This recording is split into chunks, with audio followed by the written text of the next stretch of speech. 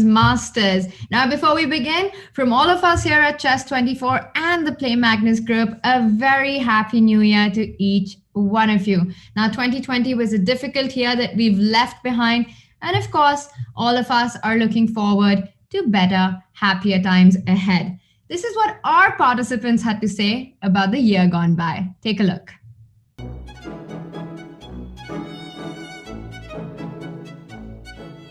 It was a very strange year. One for the history books for sure. I would sum 2020 as life is unstable.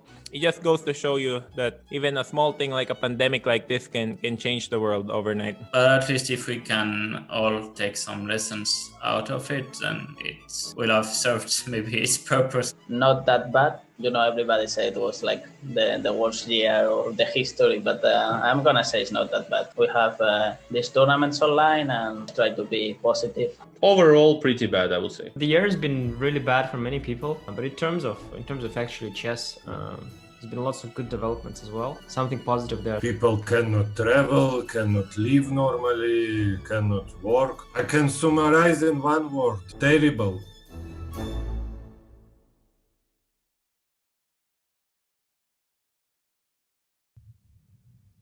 Well, it's day one of the new year, but for two of our participants, it's already Judgment Day because Maxime Vachier-Lagrave and Daniel Dubov must win on demand this second set coming up to take it to the playoffs. This is how it went yesterday. Temur Rajabov and Levon Aronian made it look very easy, just cruised their way through into the second set, winning the first set, and the fights were big and epic, but what I really enjoyed was that how Raja and Levon both seemed to have a dominating presence throughout the match.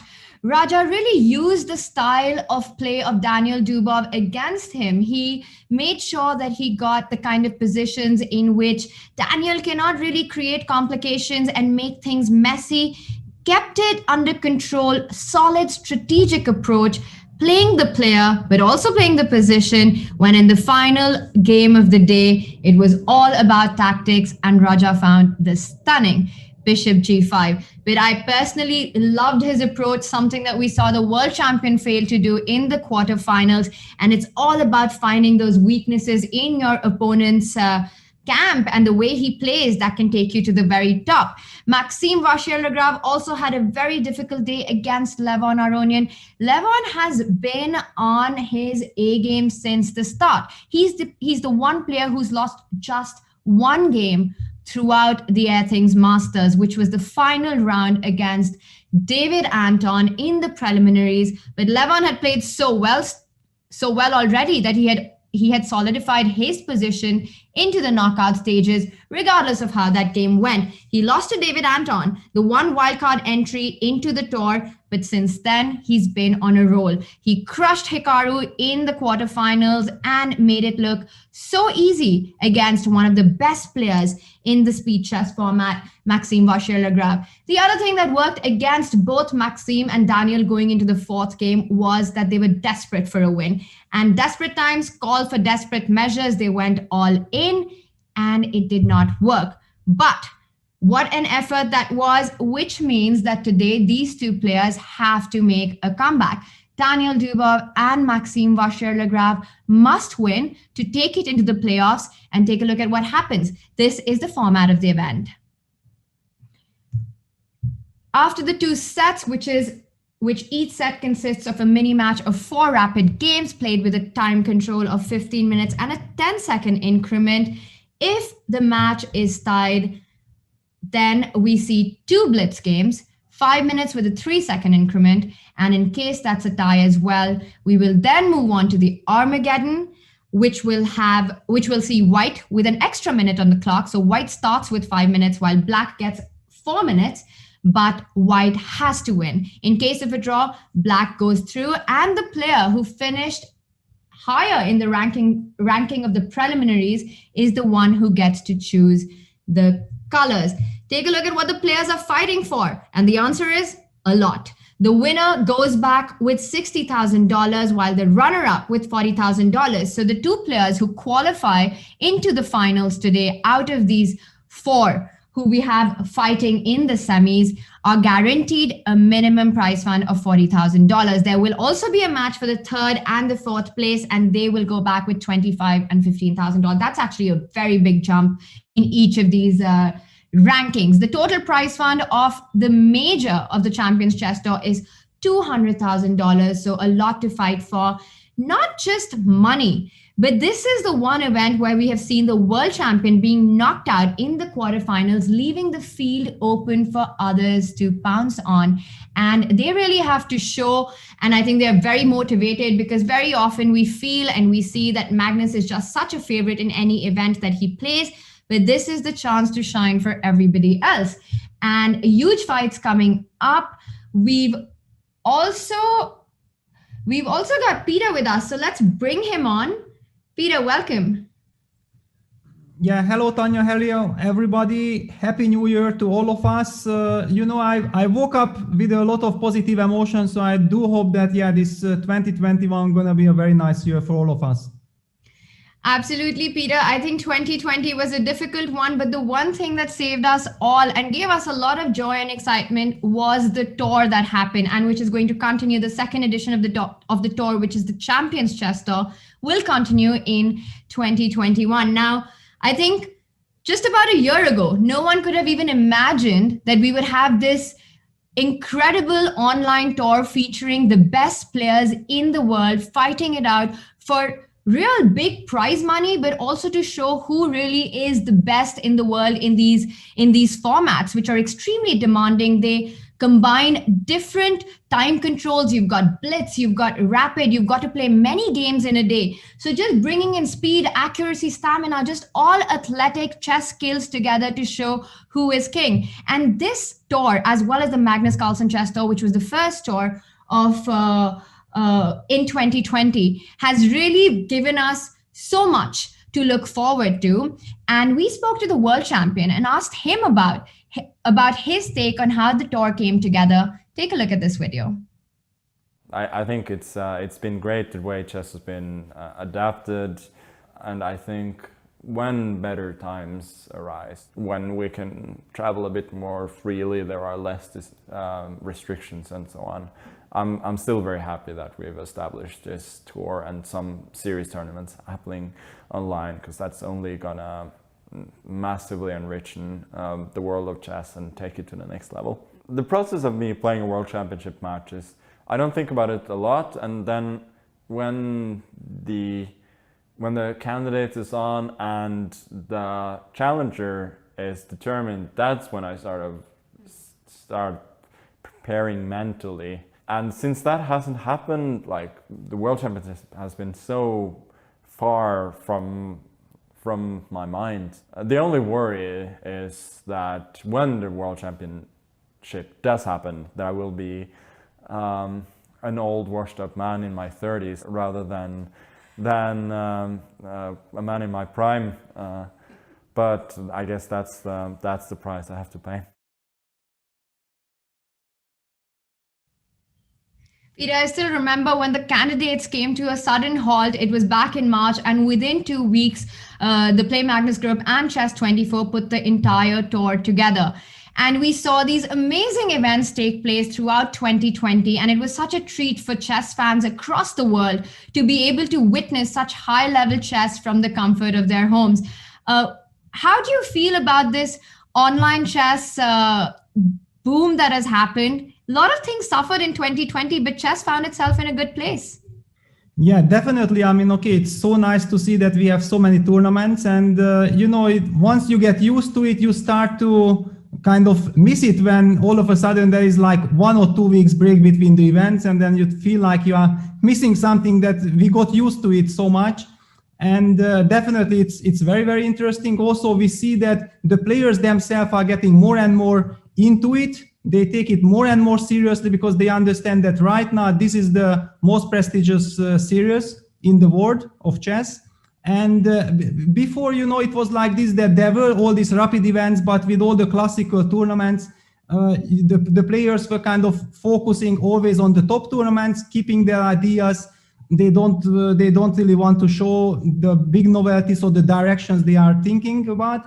But here in these rapid events, they are forced to do it because, I mean, you see just one bad day and you are out of the whole tournament. Like now Magnus, we are missing Magnus a lot, but these players right now who are in the semis had been showing brilliant chess. And that's why we also like this format, that it's completely unpredictable. I mean, even Magnus is not guaranteed anything. And yeah, let's see what's in store for us now. Our four gladiators of the semi-finals, we've got liftoff really quickly. And Peter, you say we are missing Magnus. I'm actually super excited that we have fresh faces in the finals and the semi-finals to look out for. I just think it makes the sport that much more exciting when you know that there isn't, even though he might be the world champion, he still needs to fight it out. And it's not going to be easy. And take a look at this. Maxime Vachier-Lagrave finds himself in a territory that he enjoys a lot, the Grunfeld. Yes, but I mean, if Levon lets him play the Grunfeld, it means that he has some specific idea to fight it, because it's clear that you don't want to give Maxime his comfort that he's gonna be able to enjoy this Grunfeld so much. And Levon goes for a line with fourth move bishop g5. Usually it forces matters. I mean, it did force black to go knight e4 and exchange on c3 immediately, which kind of secures white's structure. So white's position is now much more stable than in the usual Grunfeld positions, where black breaks finally with c5, and then, you know, there is all this dynamics. But on the other hand, let's see how things are going. The move short castle is played. I don't know exactly the move orders here. That do you go c5 first, then you castle? There are all these small differences in the position. But you know, this is a calm stuff. But let's move to the Daniel Dubov-Radjabov game, because I see that, you know, the game has just started and Daniel Dubov has played the stunning 5g4 move against Radjabov's Queen's Gambit. Wow. Incredible. So Daniel makes sure that he goes into the kind of positions and territory, just uncompromising play from him at the word go itself. But I do see, and I see that Teemu did take a little time to adapt to this change. Not something that he was expecting, Peter, but this is exactly what Daniel needs to do. He can't go into solid openings. He can't go into positions where he doesn't find that all or nothing approach of his. Yeah, but now I also see that Daniel follows it up with bishop g2, and this makes a lot of sense, because the point is that g4, g5 is not really an attacking move, because simply black's position is very solid. So thinking that you're just going to push the kingside pawns and you're going to make your opponent, it's way too foolish. Actually, Daniel combines it to spice things up, and his move bishop g2 is actually aimed to play quite solid, but with a new twist of the pawn on g5. Very, very interesting dynamics. I don't know where it leads, and Radjabov definitely reacts correctly. I mean, the move c5 is in the spirit. Every flank attack should be answered by a contra strike in the center. But exactly in this regard, bishop g2 was a very nice move, because it gets ready for this opening up of the center. Peter, you say that g4, g5 is not with the idea to attack, but let me confirm that, you know, mere mortals like myself, if we just want to develop, you'd make a move like g3. Playing g4, g5, yes, it might not mean that immediately you're going to break, but it definitely makes the intentions very clear. Yeah, the clear is the task is clear and the intention is clear. You want to disbalance your opponent. I mean, definitely this pawn on g5. First of all, you start asking yourself, this is some kind of a Catalan structure. What is this pawn really doing on g5? On the other hand, thanks to this g4, g5, white kicked away the very stable knight from f6. Yeah, that's actually the point, that with the knight on f6, black has a lot of stability. With this g5 pawn, it's a whole new story. It's a very new position that I'm looking at. Don't get to see this all the time. You often get to, you can still see, you know, pawn on g3 development with the fan chattered bishop. New territory here, and I'm looking at it, Peter. D takes c5 plate. Raja taking his time. He also finds himself in an unfamiliar position. He knows all he needs is to hold this set to qualify into the finals, which of course gives him a big advantage, a dream situation to be in. You don't need to take too much risk. While Daniel needs to do that, he takes on c3, spoiling the pawn structure. And will he pick up the c5 pawn immediately or go for knight c6? Because I see that these pawns are not going anywhere. Yeah, the pawns are not going anywhere. Even there is maybe some argument for a simple move like knight a6. Even this is possible. I mean, not even to lose time on taking on c5, but trying to grab it with the knight, because then the other knight would be aiming towards e4. I mean, the e4 is a really lovely square, because then you would close down the bishop on g2. I feel like the move knight a6 is quite in the spirit. I like it. After you've pointed it out, knight a6, taking on c5, heading to e4, asking white, all right, you got your pawn to g5, but what's next is interesting. But instead, Raja decides to capture the c5 pawn immediately. But that's the other thing with these time formats as well. You need to make a decision regardless of whether it's familiar or unfamiliar territory, and you need to do it fast. And I think this is the reason, Peter, which allows a lot of fascinating openings, left of center kind of openings to be played, because your opponent just doesn't have that much time to find the correct response to it. Yeah, exactly. I mean, clearly this idea of g4, g5, it would be objectively so good, then we would have seen it already in practice. And I'm also sure that Daniel did not come up with this idea just at New Year's Eve, yesterday night, but had it for quite some time. And he didn't really felt, this desire to play this g5 so early in any other games. But how the match went, he might have felt like, yeah, I have to somehow change the course of the match. I have to try to disbalance my opponent, because if Radjabov gets his type of possessions, his comfort zone, then we have seen that he is capable of strategically outplaying Daniel. It's logical, practical choice. And the move bishop takes c5, this is the reason why I did not like it, because it gives white some additional extra freedom. And even because h5, again, it would not be a real attacking move, it's a positional threat of destroying the pawn structure, because if I cause some weakness on the king side, then I can combine my central play with the flank attack. While if the knight comes, for example, let's just see the difference. Knight a6, you go h4. I take with the knight on c5, you go h5. I go knight e4, and now you play g6.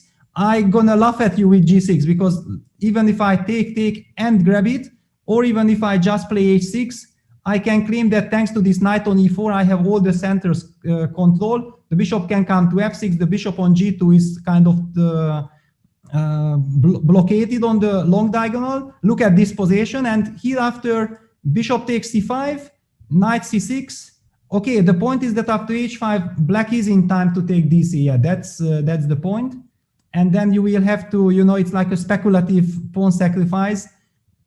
I wonder whether Daniel will go for this, or will he, because the move c takes d5 is not in the spirit. Then black opens up and the bishop gets immediately freedom. And then all this play on the king side doesn't make any sense. Very interesting to see how Daniel will play this position. Well, if we had any doubts about whether g4, g5 was headed to try and create any problems for black kings, the king that has been put to rest with h4, h5. He makes it clear that he wants to go g6 next. I like your suggestion of dc4, offering a queen trade, forcing white to waste another move by moving the queen before he can play g6. But after queen c2, white is threatening to go g6. And Peter, you might say that this is positional and strategic, but for most of us who are playing with black, we'd be shaking right now, because it does look a little scary. So what is the best way for black to counter this whole idea of g6 and the break on the king side? Yeah, then already let me come back here, because after h5, yeah, once you see that after d takes c4, queen c2, okay, you might be thinking that this is some kind of a compensation. It shouldn't be that tragic for black. I mean, black is a pawn up and has a relatively healthy position, but white has his agenda. That's why also the move d5, d4 comes to mind, just not to let the structure be fixed, and in order to hit the c3 pawn, which gives stability for white. then the big question, I don't really believe that you can push g6, because if I destroy your structure with d takes c3, that's going to hurt white.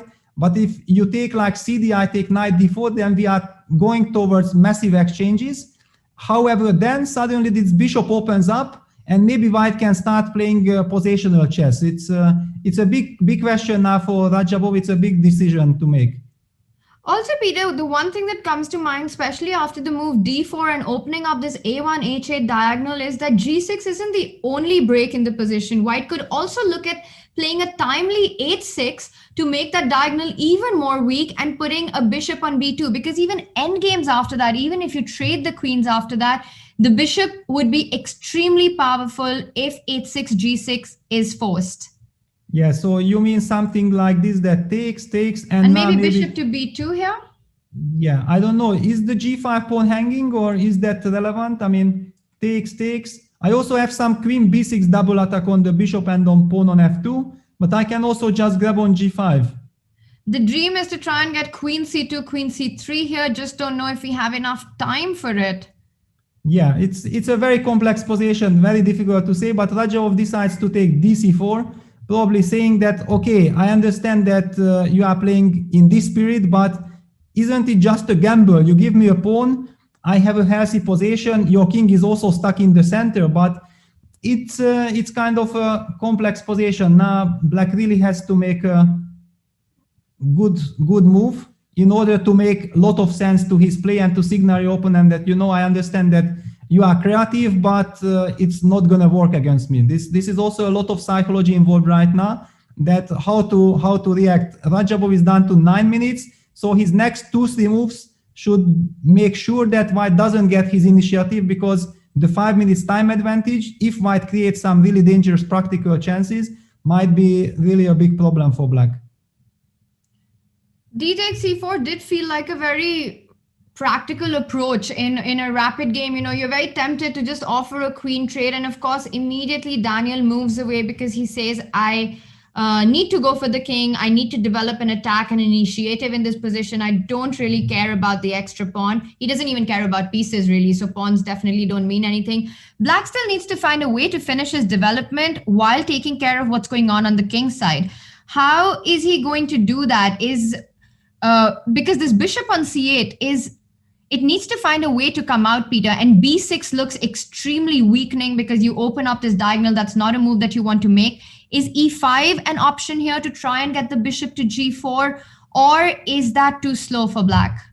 Yeah, e5 is definitely a move that comes to mind. On the other hand, it does weaken the pawn structure a bit. That's why I was, thinking about suggesting it, but I was not 100% sure. It's played. He's gone for it. And exactly, Rajabov goes for it. I mean, he feels that the position maybe demands something, but positionally, this move is something that would, make me feel like, ooh, do I have an alternative? I mean, one of the alternatives I was considering, like, just to make a quiet move like queen e7, and also think about something like f5, just to see that is white going to take. For example, even the move f5 was interesting, because after gf6, queen f6, you still cannot go knight g5. But this is the danger, that once you play f5, you weaken the g5 square, this knight g5 hitting on h7, plus also the knight reaching the e4 square, which is a lovely square, is maybe too much of a positional threat. And yeah, black does seem to have time to play h6, but to decide to play like this over the board with little time, it's maybe too committal. That's why Rajabov played the move e5, which maybe, positionally it's a bit strange. It weakens the light squares, but yeah, he just wants to develop his pieces. And once again, Peter, we're going to see how Daniel responds to this, because I really think it's not just the g6 break, but the h6 break, which also gives black the option to go g6, but that would really weaken a lot of squares on the king side. I think both h6, g6 moves need to be considered by Daniel on how he wants to proceed with his attack. We're going to come back to this game because I'm looking at the other one. It's not as dynamic as the position that we have on this one, but let's quickly get a roundup on that before this one really explodes and we get no time for this other game. Exactly, because this is often the trick, that it looks like, not that much is happening. Black has a solid position, but I would argue that actually Levon got exactly the position he wanted. He has a very stable position where, thanks to his lovely structure, I mean, look at this A2 pawn, which cements the bishop on B3. The bishop on B3 is wonderful. Black doesn't have a break, because if Black would get a break with E5 in, that would destroy White's center, and Black's two bishops would play a role. But without this E6, E5 move, it does seem like this is not possible. And this case, then okay, you're gonna go Rook Fc8. That's kind of a move that comes to mind.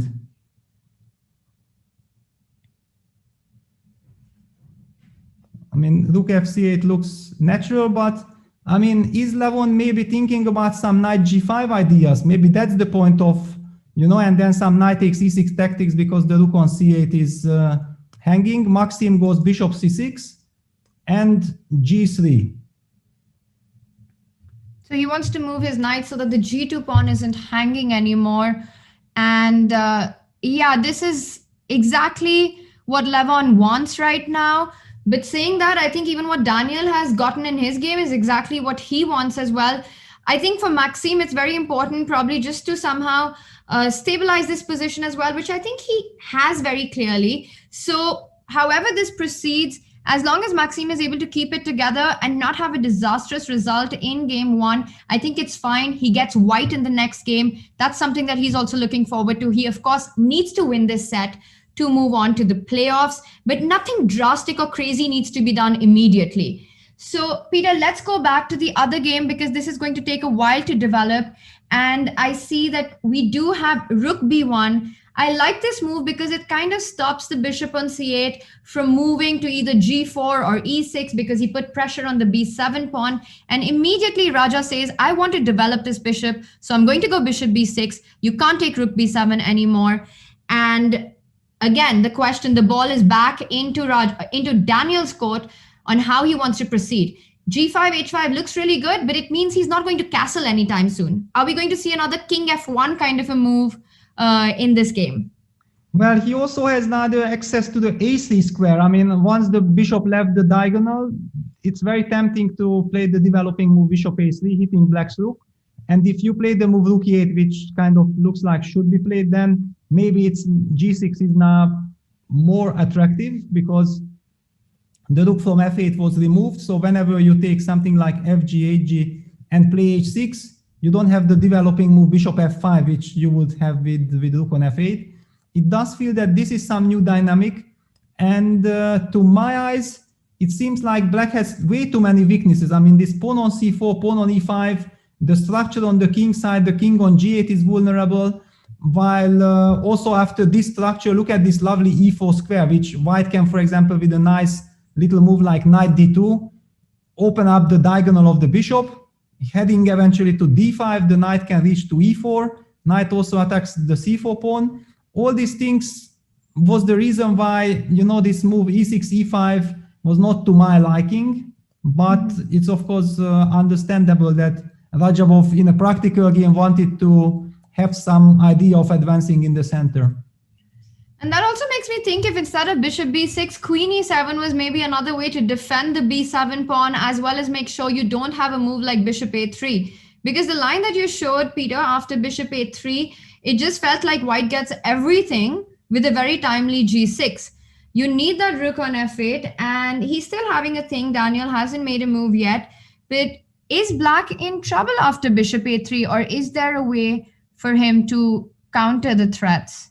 Yeah, I think one of the questions and the thing why Daniel is thinking right now is that after bishop a3, rook e8, g6, can Black play a move like e4 and ignore the threat of g takes f7, king f7, because this is only possible due to the fact that White does not have the knight g5 check since the bishop left the diagonal, and Black would simply able to capture it. And this case, now after king f7, I would have to probably move my knight to d2, but this is also a little bit scary. I mean, all kinds of tactical possibilities like bishop takes f2 are in the air. Maybe they are not working, but they are possible. And also Black has maybe some ideas like just bishop f5, knight e5 activating his pieces. So this is still in the air. I don't know how to judge it, but the move Daniel has come up with knight h4 is a total surprise. A total surprise, but the more I look at it, the more I'm thinking about what you said about the move e5, because it left the f5 square weak, and now Daniel is, of course, also opening up his own bishop, but eyeing the f5 square with his own knight. G6 gets another support, so creating a lot of threats using the fact that black has weakened some light squares around the king, and bishop e4 is a big threat on the board. Yeah, knight h4 actually is a huge surprise and practically a very unpleasant thing for black to do.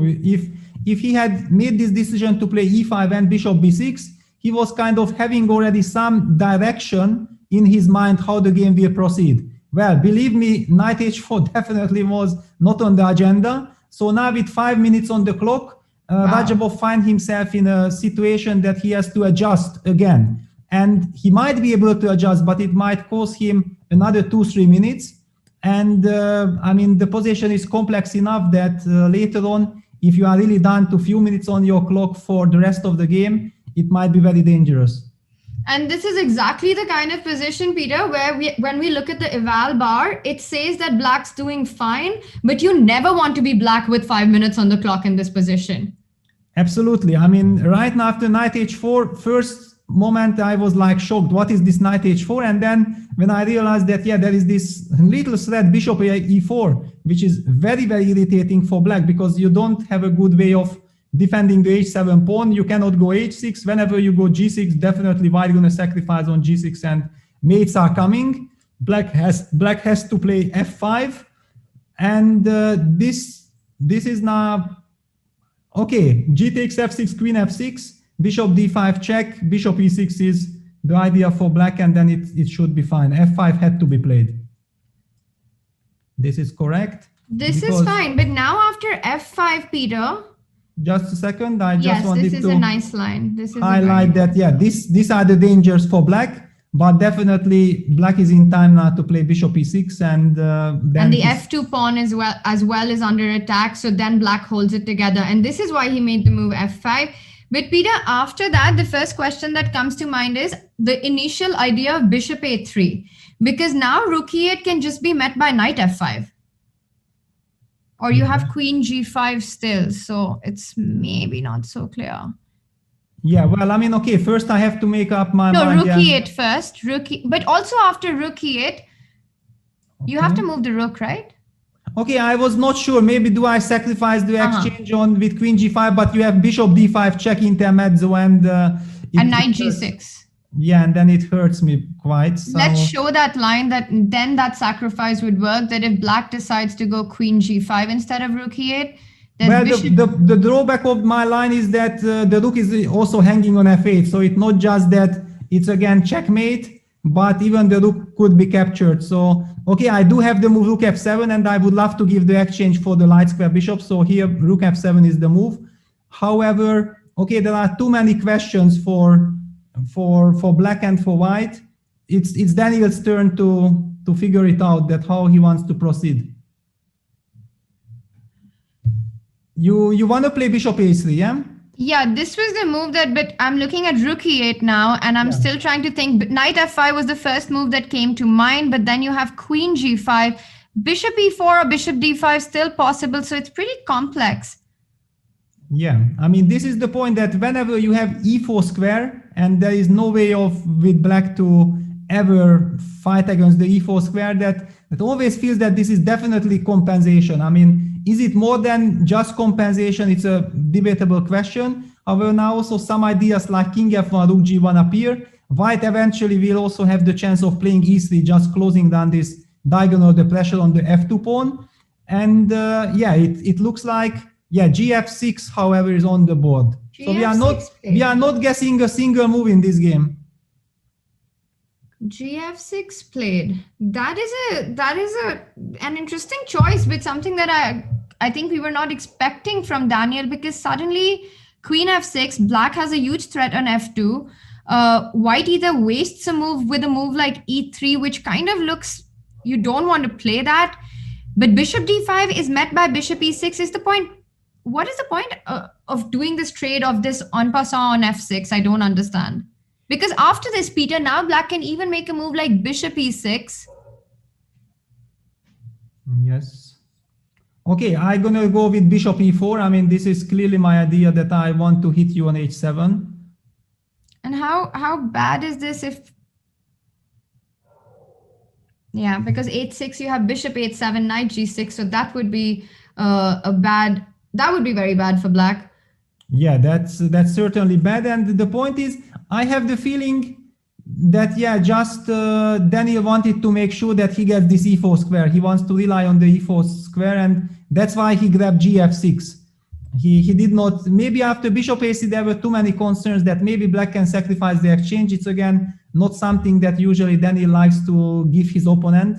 I mean, such a chance of giving the exchange. So in this regard, g takes f6 and d3 is a natural choice.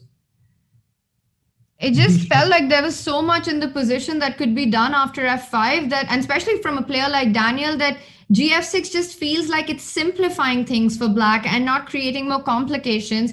Raja did choose the move bishop e6. So after bishop e4, does he want to go queen h6 to defend h7, or what is the point of how is he planning to defend the idea of bishop h7, king h8, knight g6? Queen h6 looks like a possibility. Yeah, queen h6. Why not? Queen h6 is a good move. I mean, that's the only justification for black, because without queen h6, in fact, I had the feeling that black's position is about to fall apart. But yeah, queen h6, very nice touch. And the pawn on h5. Go on, Peter. Yeah, sorry. I mean, the pawn on h5 is not really hanging, but how does white proceed? Yeah.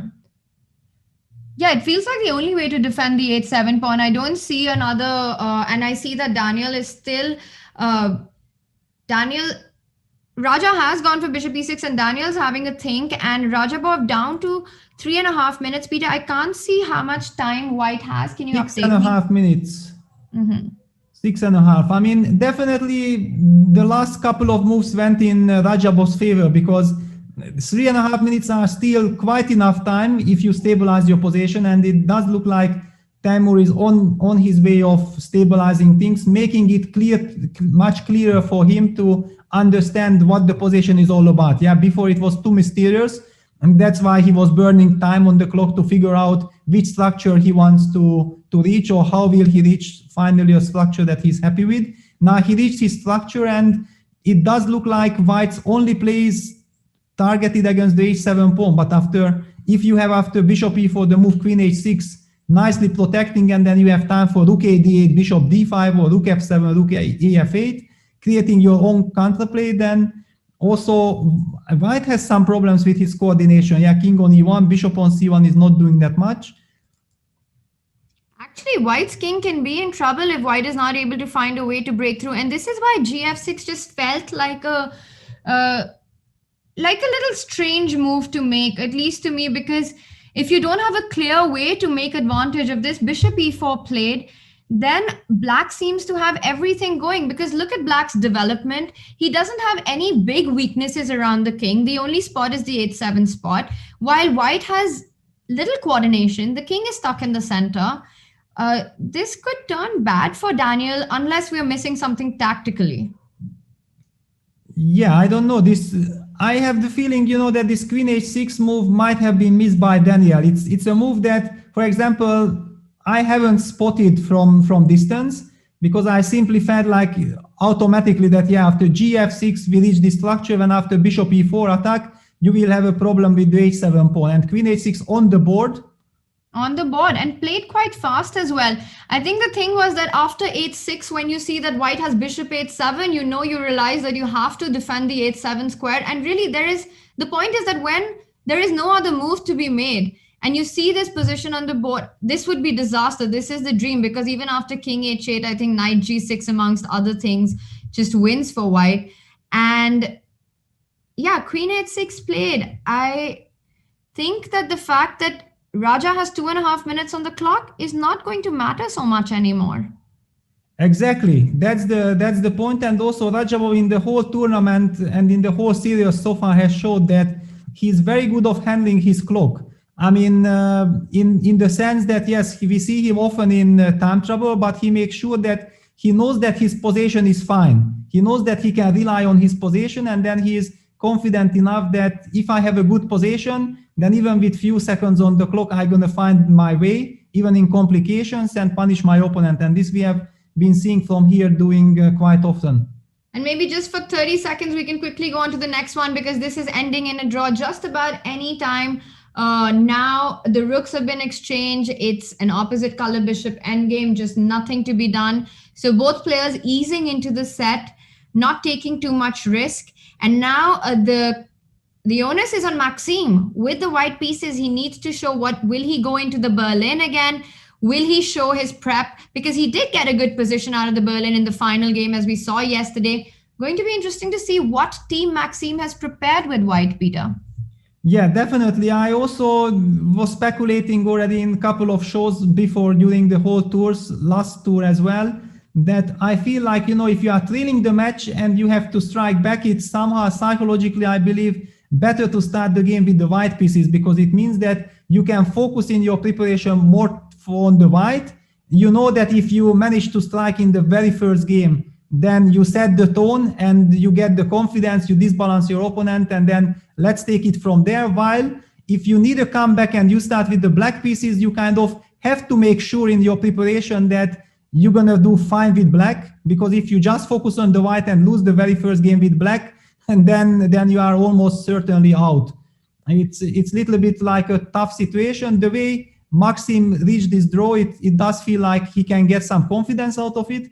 Levon was a little bit better. Levon was trying to squeeze out something out of almost nothing, and Maxime defended well. Yeah, the next game gonna be really crucial for that match. But for the moment, we have the big action in Daniel Dubov and Teimur Radjabov. Radjabov down to 2 minutes. I mean, less than 2 minutes, and the position does look fine for black, but still very, very complicated.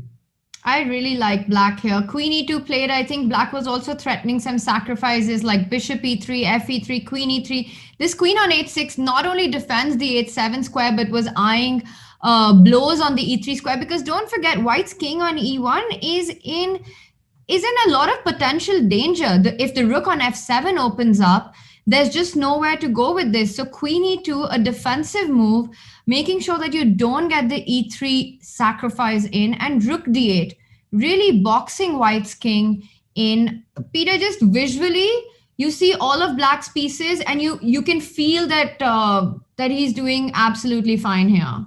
Yeah, he's doing absolutely fine, but also let's note that both queens are doing incredible job, because the queen on e2 protects the e3 pawn, as you mentioned. It makes sure that there is no bishop g4, because after bishop g4, suddenly white's king in connection with bishop takes e3 would really feel uncomfortable. So queen on e2 gives stability. Now Daniel played the move rook g1, a very natural human move. I mean, the rook on h1 was doing nothing. The only problem that I see from white side is that the knight on h4 is misplaced. I mean, if the knight would be on f3 and it could go to g5 immediately, it would make so much sense. But whenever you come back to f3, the pawn on h5 is hanging. That's a big problem.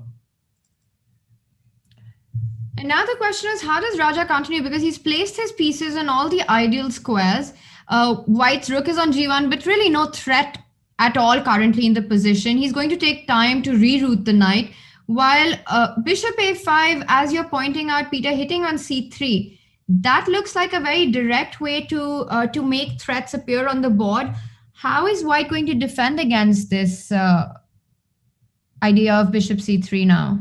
Exactly. That's why it caught my attention, because from white side, I felt like, now it all makes kind of a sense. And look at this, Radjabov plays the move queen f6, hitting the knight on h4, but I'm not liking it. I was saying that I felt like my problem is this knight on h4. If I get a chance of bringing it back to f3, maybe to d2, covering the e4 square, I would feel much more happy.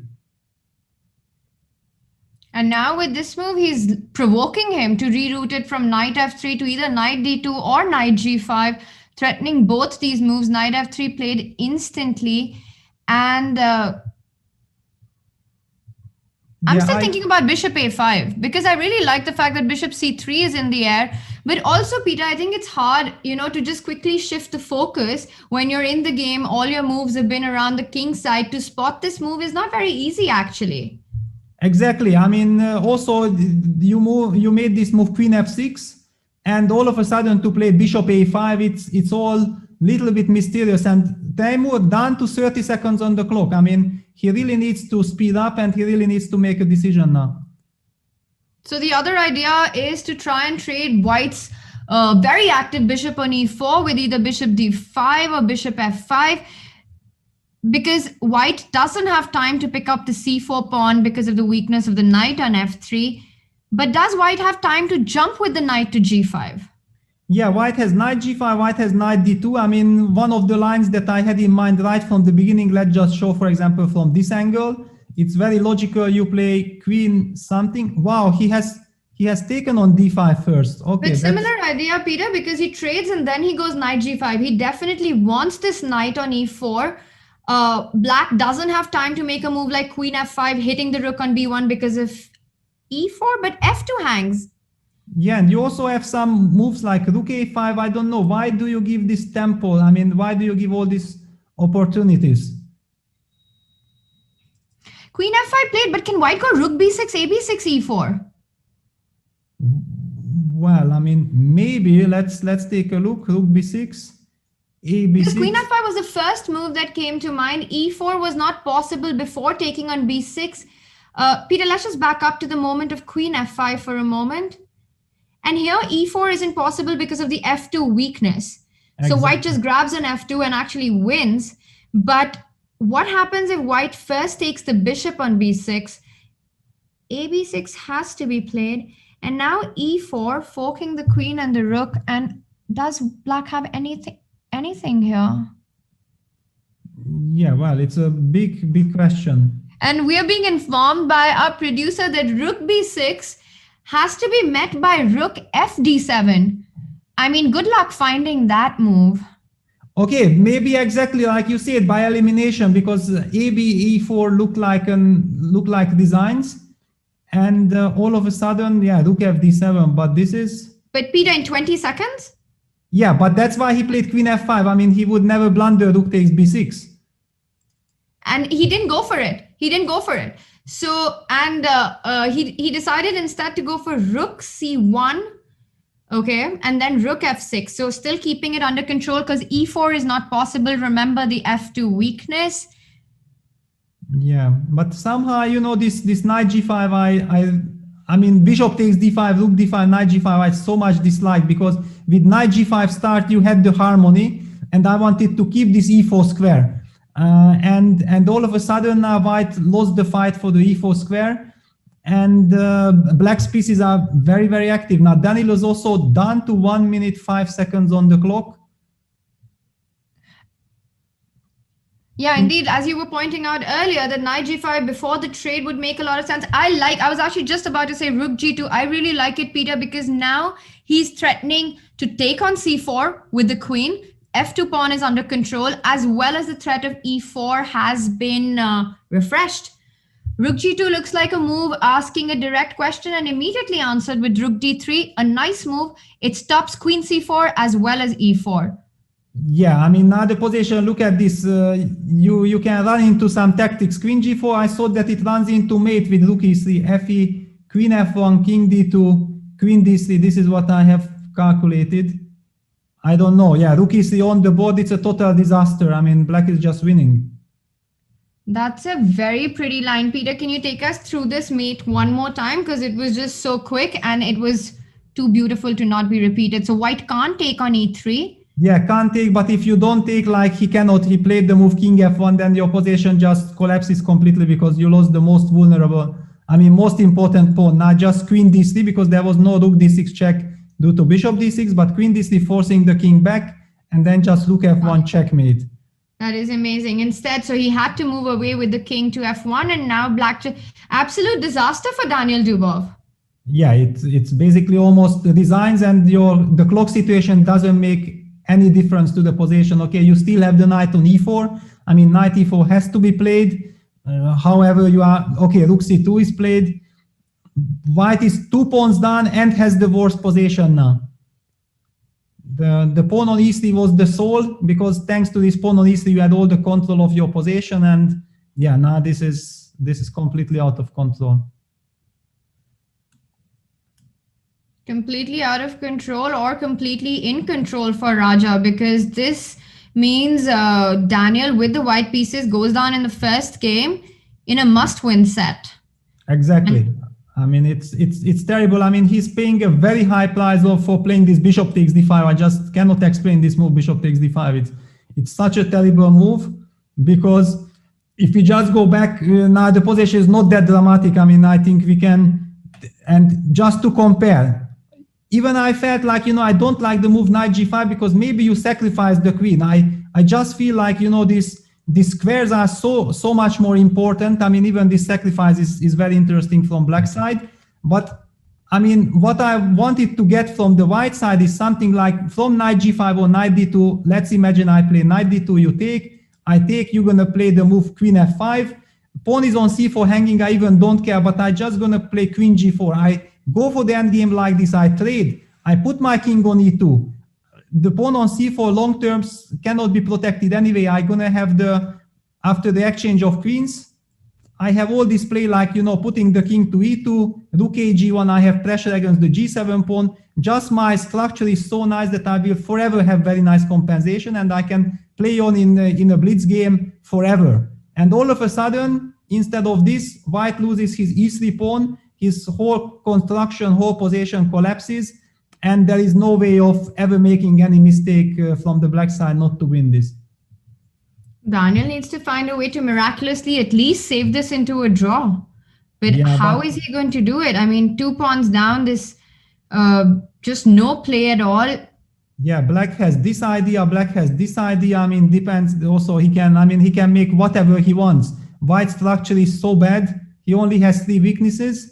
I mean, 3 pawns and 3 weaknesses. Black has 5 pawns and just basically 1 small weakness on c4, but one can even argue that this is a powerful pawn which fixes white's weakness on c3. Because we are at a loss of finding a way for Daniel. I see we have additional help with us.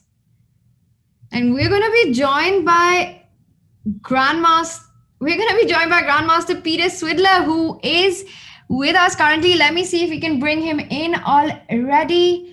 Just give me a moment. Okay, he's still connecting his camera, but for today's broadcast, we've got more insights, not just from one Peter, but 2 Peters, as Peter Swidler joins us shortly. Yeah, it will be very nice to have Peter to hear his opinion. I mean, it seems to me like, Radjabov is outclassing Dubov. That's my feeling, looking at this match, and it's kind of quite amazing to see this, because Dubov was so effective against Magnus, yeah, and then just different adjustment, different style now from Temur, and all of a sudden Daniel is the one who is not sure how should he proceed against Radjabov. For me, it all comes down to that moment of taking on GF6, the en passant moment in this game, Peter, which I think Daniel got the kind of position he wanted out of the opening, but everything went wrong after that. And Queen H6, suddenly Black's pieces were just at the right place, and it was White who was in trouble, in fact. Yeah, and there is this knight little tactic, yeah, that I already pointed out, that knight d4, rook takes cc, knight e2 wins on the spot. And also the rook is trapped, so you don't have an alternative. You go on to pick up the knight on d6. You've got an extra pawn on each side, a completely winning rook pawn ending. I don't expect Daniel to play this on. I think he has to, and you take on f4 now with the check, king f3 played. Yeah, I mean, okay, he has to keep his knights. I mean, if he trades the knights off, then he can simply resign. I mean, then there are no chances with knight. You can kind of hope for a miracle in a time scramble. But black structure is so safe, so stable that it's hard to imagine. Knight d3 played, threatening knight e5 and knight b4. And how do you keep material? That's the big question. Yeah, it kind of forces you to go king e4, knight b4, rook c4, which is then again this endgame that we have been talking about, that any rook endgame is hopelessly lost. Yeah, king e4 played, Yeah, you can't avoid the exchange of the knights anymore. Yeah, black also has rook c5. Black can force the exchange of rooks, but I somehow feel that then maybe white has an active king on the other hand, black has a h passer. I mean, it looks also completely winning, but knight b4 is the more professional approach.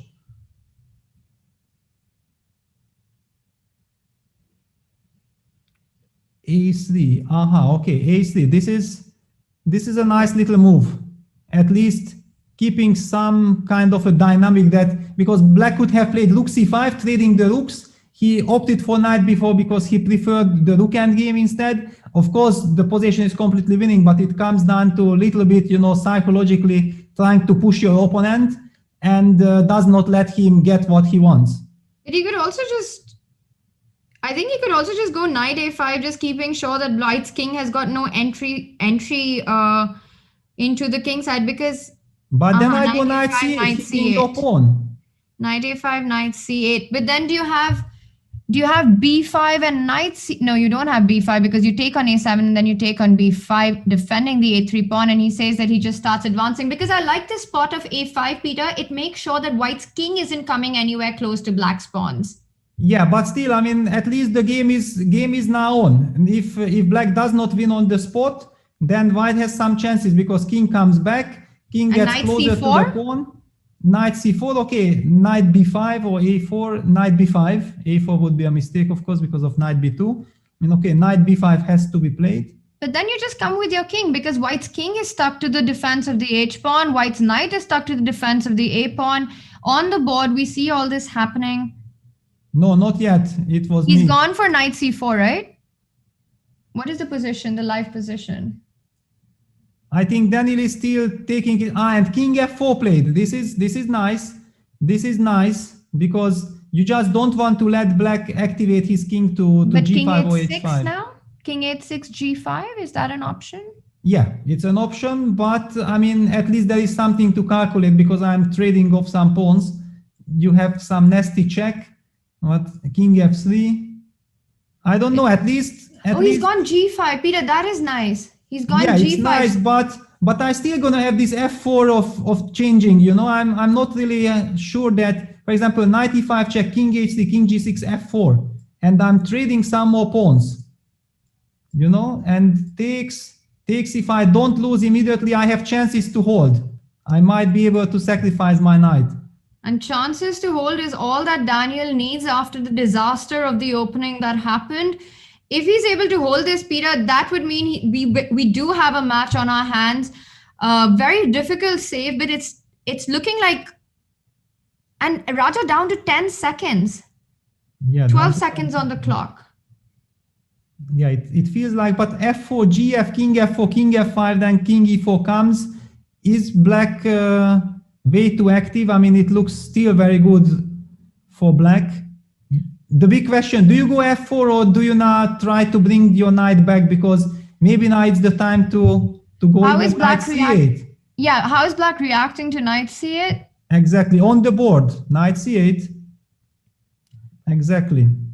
So do you go knight c4 now? Because if you go knight c4, then you go f4. Or king g4, yeah, king g4. This is exactly what I have been talking about. Yeah, that if white gets this f4 in, I mean, maybe we're gonna see a miracle now. b5, knight e7 check. Knight e7, okay, then king f6, knight d5 Knight check, d5. king d5. And you... Okay, Yeah. I mean, even, yeah, this is not, it requires ultra sharp calculation because there is this idea. Oops, no, I thought that I disbalanced this king, but I couldn't disbalance. Yeah, and also the b5 pawn gets protected after knight a3, so that's annoying. Yeah, that's no, yeah. So white has to go f4. Yeah, correct. And f4 on the board. You have to change these pawns as quickly as possible. Knight is the check. King f3, or yes, king f3 play. But now h3. Now h3 and oh, so did white have to go king h3 actually in that position? yeah, white had to. Yeah, now it's a terrible blunder. Yeah, h3 and it's over. It's over, and we see the evaluation bar as well. And the point is that h2 is a big threat. Knight on e3 covers the g2 square. So white actually has to make the move king g3 here. Yeah, white has to, but okay, then it looks like it's a very bad structure. First of all, you G4 can at go least. G4. You can go G4. Yeah, you can go G4 and that's it. Yeah, I mean, what a missed opportunity, because it looks like if he plays the move King H3, then he gets what he wants. He destroys the structure and he's very close. I'm not sure. It's very difficult to say. It still looks very scary, but I mean, knight d6, knight taking this and then trying to sacrifice the knight for the remaining pawn. There are chances to make a draw. Now there are no more chances. Yeah, white had to find a way to break these two pawns apart, and now king f6 played, knight c6. But all black needs is to go knight f1 check next. Knight f1 check, you still have king f2. Yeah, but then you go H2 and G3. And then knight is the check back and it's over, yeah. It's over because white's knight is so far from giving any checks, and we see that on the board, king f2, h2, king g2, g3, and the knight starts giving checks, and that would be the end of game one. Yeah. Yeah, then there are no chances, yeah. I mean, okay, it was incredible. I told you when they reached, it was the psychological moment that black could have played rook c5 there instead of knight b4. He preferred not to go for the knight endgame, but in fact that knight endgame with the knight on c5 and stable structure would have probably just won on the spot. And this other knight endgame turned out to be tricky, but finally Rajabov managed to trick Daniel. And it was so close. Just when we thought he had no chances, he managed to get a timely f4. And now how is black finishing it off? Is it knight e3, king h1, and you just go knight d1? Well, you can do what? You can also just bring the king. Knight d1, knight f2 might finish it immediately, but just coming king f5 was also enough, and that's it. Yeah, black has won the game. Knight d1 on the board, and knight f2, a big threat. Knight g4 would be met by king f5, and that's it. Daniel Dubov resigns, which means that Raja is not only leading their set, but also leads the set. Is not only leading the match, but also leads the second set. And we are being joined by Peter Swidler, so let's welcome him on. Hi, Peter. Hey, nice to join the broadcast. How are you doing? Happy New Year. Happy New Year to you as well. It's super nice to have you with us. The only way we don't have you with us is when you're playing. That's the only time we can let you go. So it's really, really good to see you here. And I know we have action in our second game. So let's yeah, also let me welcome Peter. Hi, Peter. Very nice to have you here, and Happy New Year. Yeah, I probably should at some point close the window because people outside decided to celebrate this stream by setting off new fireworks. I don't know what the point of fireworks at 6 p.m. on the 1st of January is, but people don't need much of an excuse, I suppose. Any reason to celebrate right now when there are such little things to celebrate about. So, but Peter, we've got another Berlin. Take us through what's going on. Also, tell us, how are we going to do this? Because every time I say Peter, who am I referring to? Yeah, I think we've done this once before, and we found some sort of compromise, but I can't remember what it was. I think maybe you actually went with Mr. Swidler and Mr. Leko, which I would prefer you didn't do that, honestly. Exactly. But yeah, I think we'll figure it out on the fly. We'll wing it. All right, let's start with this Berlin. Take us through how this went. Here, I really hope you're addressing the other Peter, because I have no idea.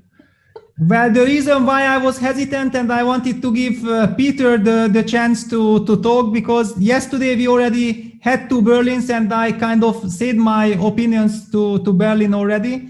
And maybe we could get a fresh idea from the other Peter to know. I could try, but it will be of very little objective value, I think, in particular, since people had the benefit of your insight. This, at first glance, my initial thought would be black should be reasonably okay. I think these types of positions, they do become quite concrete because, although what I was going to say next is probably completely irrelevant, because I thought maybe if white could somehow get b3 and then c4 in, this could be a problem. But actually, even if black just replies with bishop e6, how bad is it? So like my initial setting here would be this is not that bad for black at all, but I could be wrong. And this came from this exactly, yeah. Let's go back to understand, because it's always very difficult to say anything without knowing the logic of the game, right? It's easier when we see how they got here.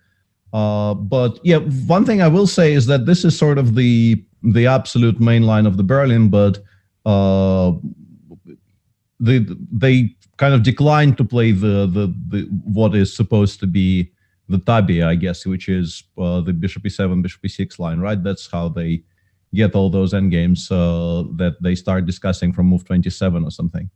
Exactly, yeah. What Peter is referring to is this line, which we have seen developing quite a lot recently.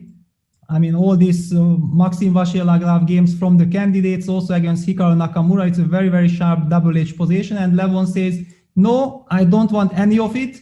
Let me try to play my own agenda. And he goes for bishop b4, trying to disbalance Maxim.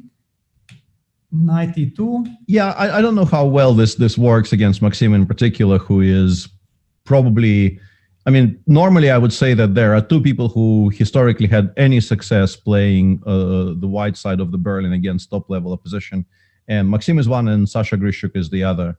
So I think, against Maxim in particular, I don't think he is that upset about any move order, really.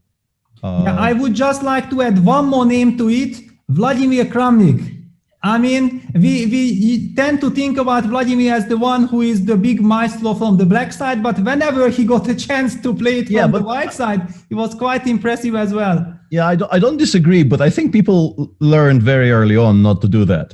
I think people just stopped playing the Berlin against him extremely, extremely quickly.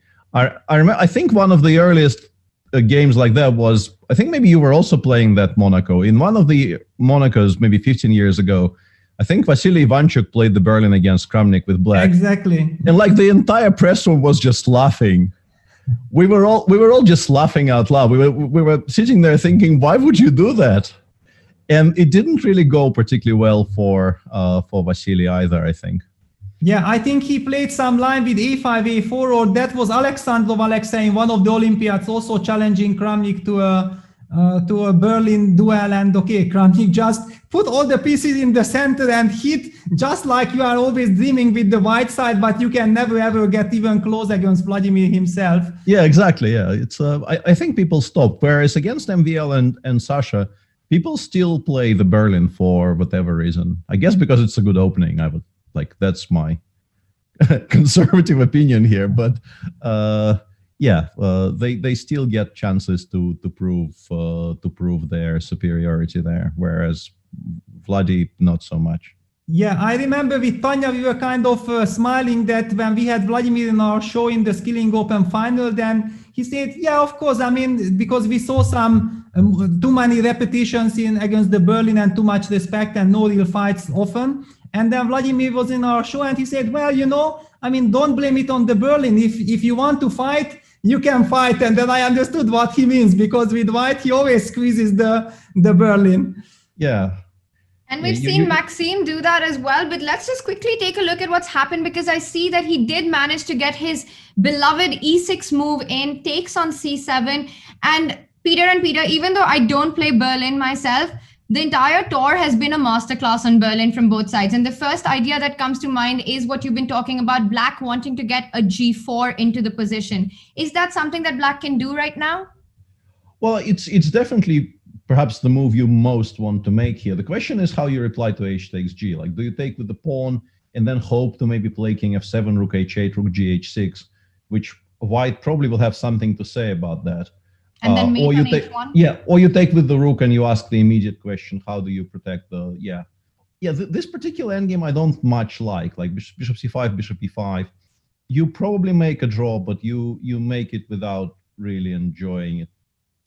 H5 is going to be a long-term weakness, right? Yeah, I mean, it's still, considering it's a opposite color bishop ending with five pawns each, it should be much closer to a draw than to anything else, but eventually you will have to take on d4, white will play rook e5, and you will have to worry about that pawn on h5. And I think there probably are cleaner solutions, is what I'm trying to say. Yes, you And both also, are going incredibly fast in this line. So I'm going to ask you to slow it down because after g4, h4, rook g4, f3, black isn't forced to take on d4. not at all. No, you can go back to g6 and then go, I don't know, king f7, rook hg8, for instance. ag8, sorry. You can definitely play a more double-edged game. Rook takes d4 is just saying I will make a draw in a slightly worse endgame, and rook g6 is definitely saying that I want more. If things go my way, I might be playing for a win at some point here. And I think Levon would probably prefer to have a more double-edged position in this game if he feels that he is not putting his position into too much risk. What else do we have? I feel that there is a new dynamic in this position compared to all the other structures when I have seen all the e6, because the bishop is now on d5 very active, while usually when after e6 black's bishop is somewhere on d7 in a passive situation. That's why black always captures with the bishop, and we usually see this damaged pawn structure without the bishop on d5 and the white knight on d4. Yeah. This is now completely new stuff. I have never seen it myself so far. Yeah, but actually with the other side of this equation is now b3, c4 is genuinely scary because you no longer have the e6 square for the bishop. So you do need to have a reply to b3. I assume black, I mean, if all else fails, you can play b3, b5 maybe even, but you're probably not going to be very happy about it. So I think Maxim might be very interested in the move b2, b3 here, because if black has to play c5 and allow knight b5, knight starts jumping, and I don't know how comfortable that is. Although maybe bishop c6 is still playable, or even rook d7 or a6 and then king f7. But yeah, Peter, even after b3, b5, white will have the idea of going c4, right? Absolutely, yeah. Even though you sort of stopped it, I can still do it and then take on c6 and claim I'm at least slightly better. Maybe not even slightly, for all we know. Might be a very unpleasant position. That rook on g6 is very cut off from action in positions like this, which is why we wanted to play g4. I thought we wanted to start some action on the king side so that black has something to describe as counterplay without being laughed out of court. I was going to ask, are you surprised that black chose this way of going rook c8, rook d8 instead of g4? I am a little bit. My guess would be Levon saw something there that he really, really didn't like. I'm not entirely sure what, but I'm pretty sure that it wasn't like a conceptual decision. It was just something that he calculated, which he really, really hated. And that brings me to think about, is maybe h4 a move, and this is a problem that if, for example, you take, then maybe you will have already time to trap the bishop. Or something like this. Yeah, I have a feeling there was just a very concrete reason that because g4 wasn't really something working. Like this. Yeah, is like a trick. Yeah, looks very scary. Yeah, you might be exactly right. Maybe g4 wasn't opening any files. If g4 h4 is a good reply, then we haven't really achieved anything. Yeah, because white also then gets the chance of bringing the bishop back and then has knight e2, knight f4. Yeah, that's clearly the point. Yeah. So what else can we do here apart from b3? If you're looking at this position from the white side, what are your thoughts, Peter? Like what would you like to do? Well, I mean, very much like your way of thinking that white needs this beastie c4. I mean, white has to be energetic. I have to disbalance black's. If I give you some more time to play a6, c5, then probably you're gonna solve your problems. I was going to mention exactly, like if I have one tempo here to play a7, a6, I'm already feeling quite content with black. The moment we push away the knight from d4 and get some squares for the d5 bishop to never have to worry about that again, it feels like black cannot really be much worse at all. So you have to be quick here as MVL, and he does play b3. So we'll see what Levon thinks about this now. It's a very crucial decision. Yeah, plays c5 immediately. Immediately. Yeah, I'm guessing he is not worried about knight b5, a6. I'm guessing he just thinks knight c7, king f7 is just fine because there's no real way to make immediate progress. If white takes on d5, it's just wonderful for black because the structure gets straightened out. The rook from g6 will come to e6. Yeah, it's immediately a lot better looking. And if you allow bishop c6, also there will be a lot of simplifications, and the knight on c7 might actually become a bit stuck. So yeah, I think maybe he's just not worried about this at all.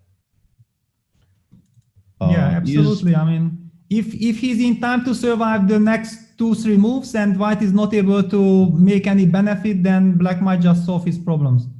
Yeah. Are we at all worried about c2, c4 here? Probably not, for any number of reasons. Yeah, even bishop takes g2 is a move, yeah. Yeah. I guess.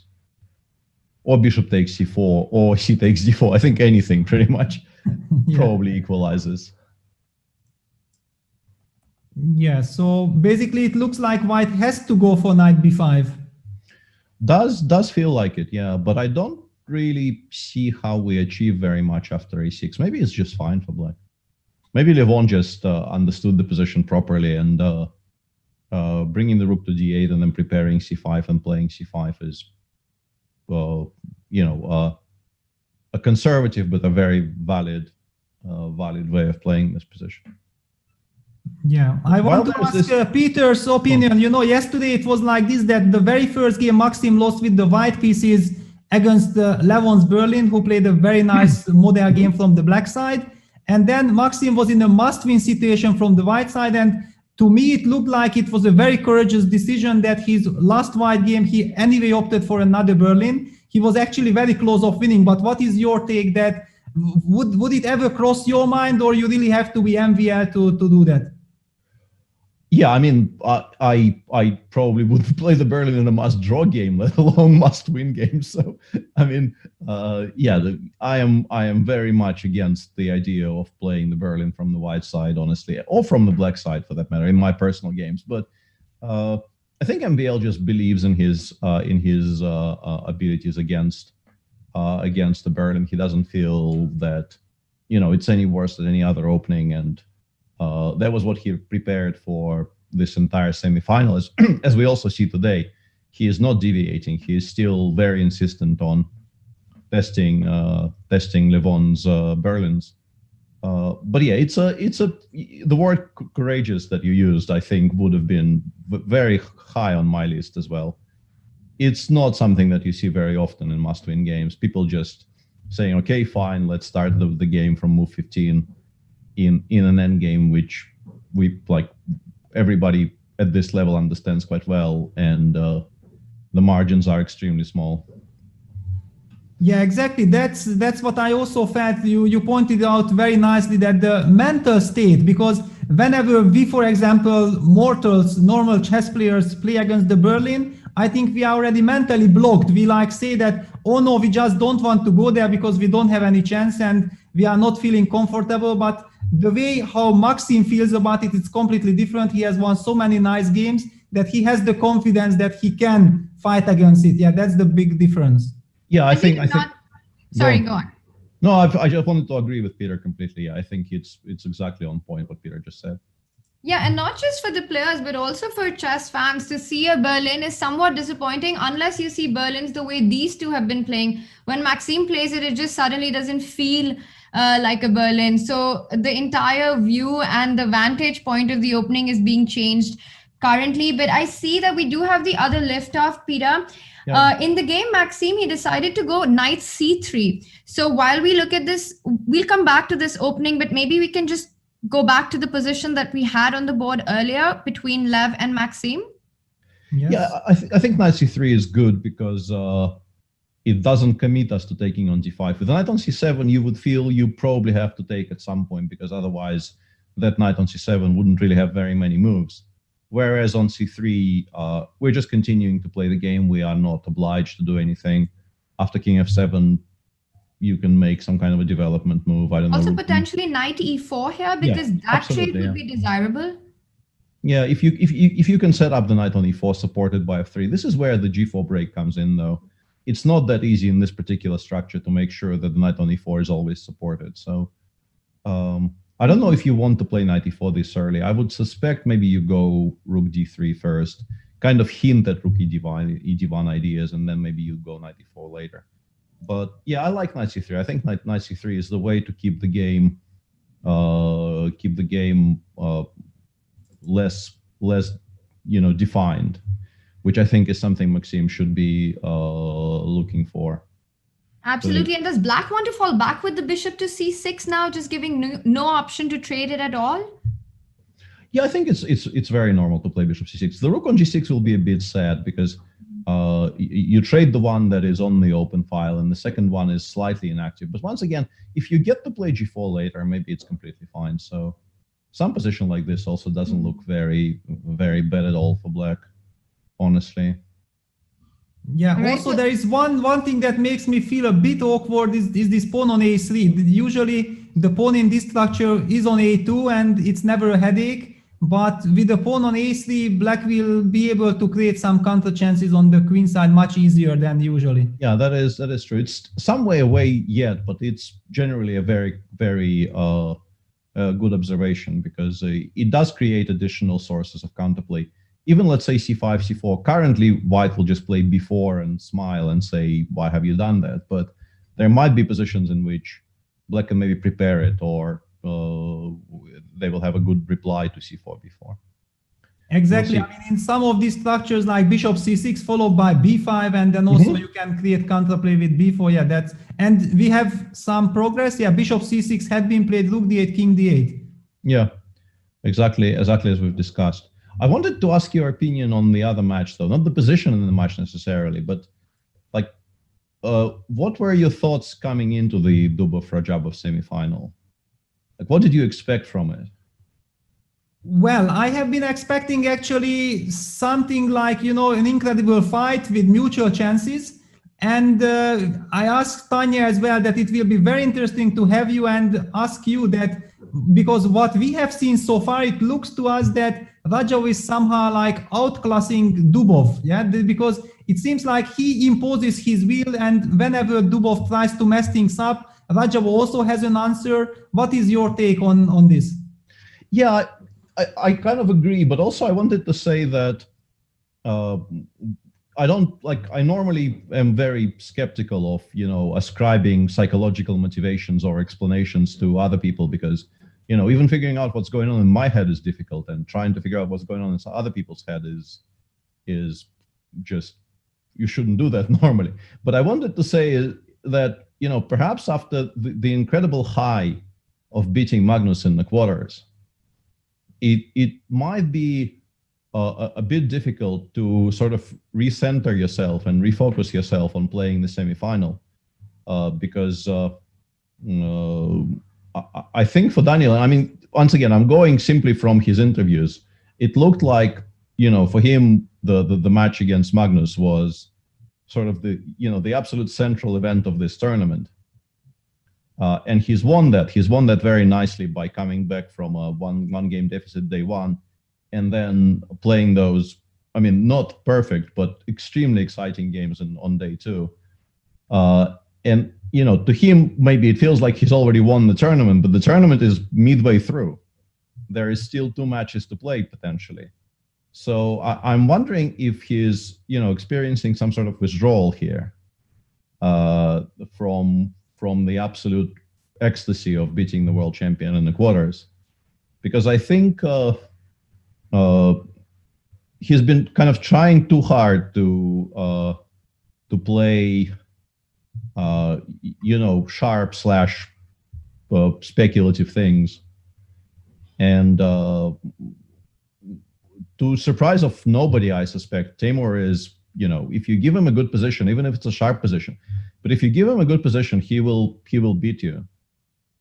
He is a very, very strong player, in particular when you put him in situations where he is forced to prove that, as I think we're seeing for 2 days running now.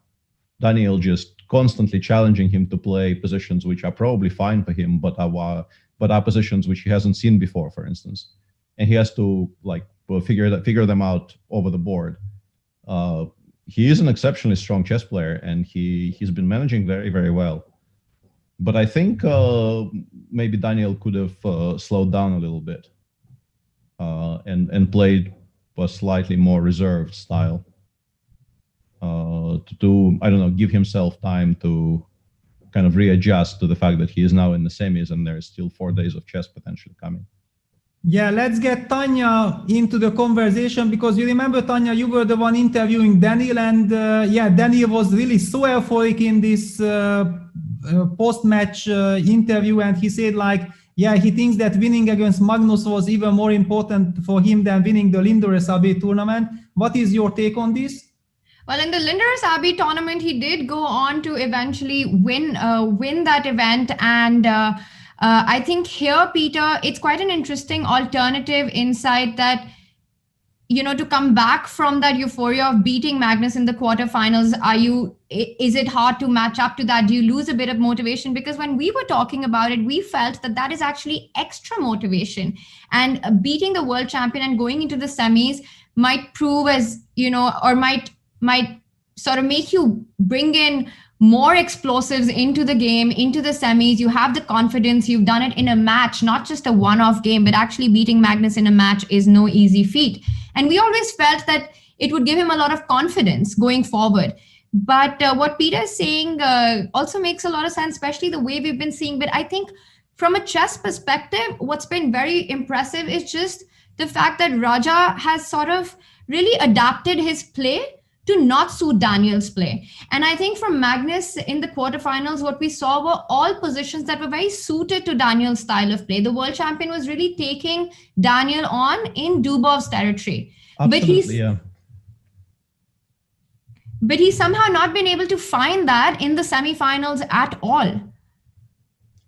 Yeah, I would agree. I would agree to a certain, to a large degree. I think Timur is playing a very, very good practical game here by, playing solidly and waiting, with a very, very, I think, high level of probability, waiting for Daniel to, sharpen the game for him. And it's backfired to, I would need to go through yesterday again and check. But it felt to me that yesterday it was sort of the same story of Timur allowing Daniel to come at him, so to speak, and then exploiting that. Even though, game 4 that he actually won, that was a very, very nice game where Daniel wasn't doing anything, out of line necessarily. It was just a very, very well played Sveshnikov by Timur. I think just an excellently played game from start to finish. But today, game 2 was game 2, right? I'm not mixing things. Oh, hang on a second. No, that was game 2. Yeah, this is game 1, of course. Sorry, I'm losing my mind here a little bit. It is 1st of January, so I'm in a. We're all there, Peter. Don't worry. In a kind of a food coma where I'm trying desperately to come out of it, but it's really not succeeding so far. Game 1, I thought, in a 4-game set. You don't actually need to do what Daniel did in the opening there to generate winning chances. And to his credit, he almost saved that game because he was basically playing catch up from very, very early on. It was a sharp position, but it was a sharp position which I think you were sort of never in doubt that Black is doing very well there. And he clawed his way all the way back in, and then that one mistake very late in the night endgame cost him the game. But yeah, I think you could make an argument that this wasn't strictly speaking required, but right. Once again, it just feels very wrong to advise somebody like Dubov to play, quieter chess, because as a compulsive viewer of live chess, such as myself, it is such a joy to watch him play. And I really would prefer if he didn't change anything, because it is just so wonderful to see somebody do this game after game after game. But from a match strategy perspective, maybe this wasn't ideal. I think, Peter, you speak for all chess fans, and coming from a top grandmaster like you, that validates it. But let's go to the position that we have in front of us right now. I see that everything that we were talking about actually happened. The rooks were traded, Black got in G4, White got in the knight on E4. And how are we evaluating the current position? Well, actually, the reason why I switched back to this game is not because the position is so exciting. Definitely white has a small edge, but it's much more that the clock situation is more dramatic. It's Levon down to 2 minutes, maximum on 4 minutes. Since this game started earlier, we might be focusing on this game and afterwards switching to the other.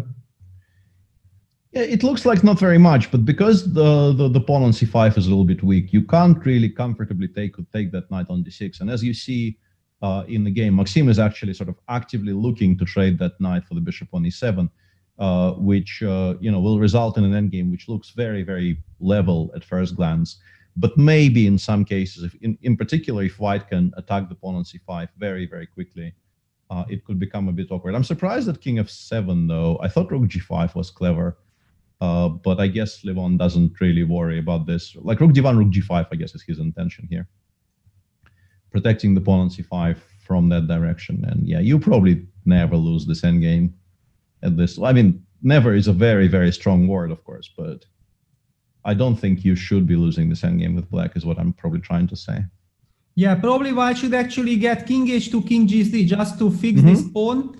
And puts king h2 on the board. Actually, the more I look at this, the more I think what I said was just incredibly stupid. It's not a pleasant endgame. The pawn on g4 is very weak. And you will be kind of annoyed by various weaknesses for quite some time yet here.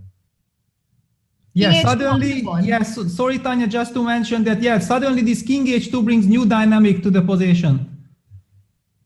Yeah, and it's been played. And also, as you were pointing out, Peter, that it also opens the H file. Not just white can put pressure on rook d1, bishop d6, but gives the idea of going rook h1, rook h7.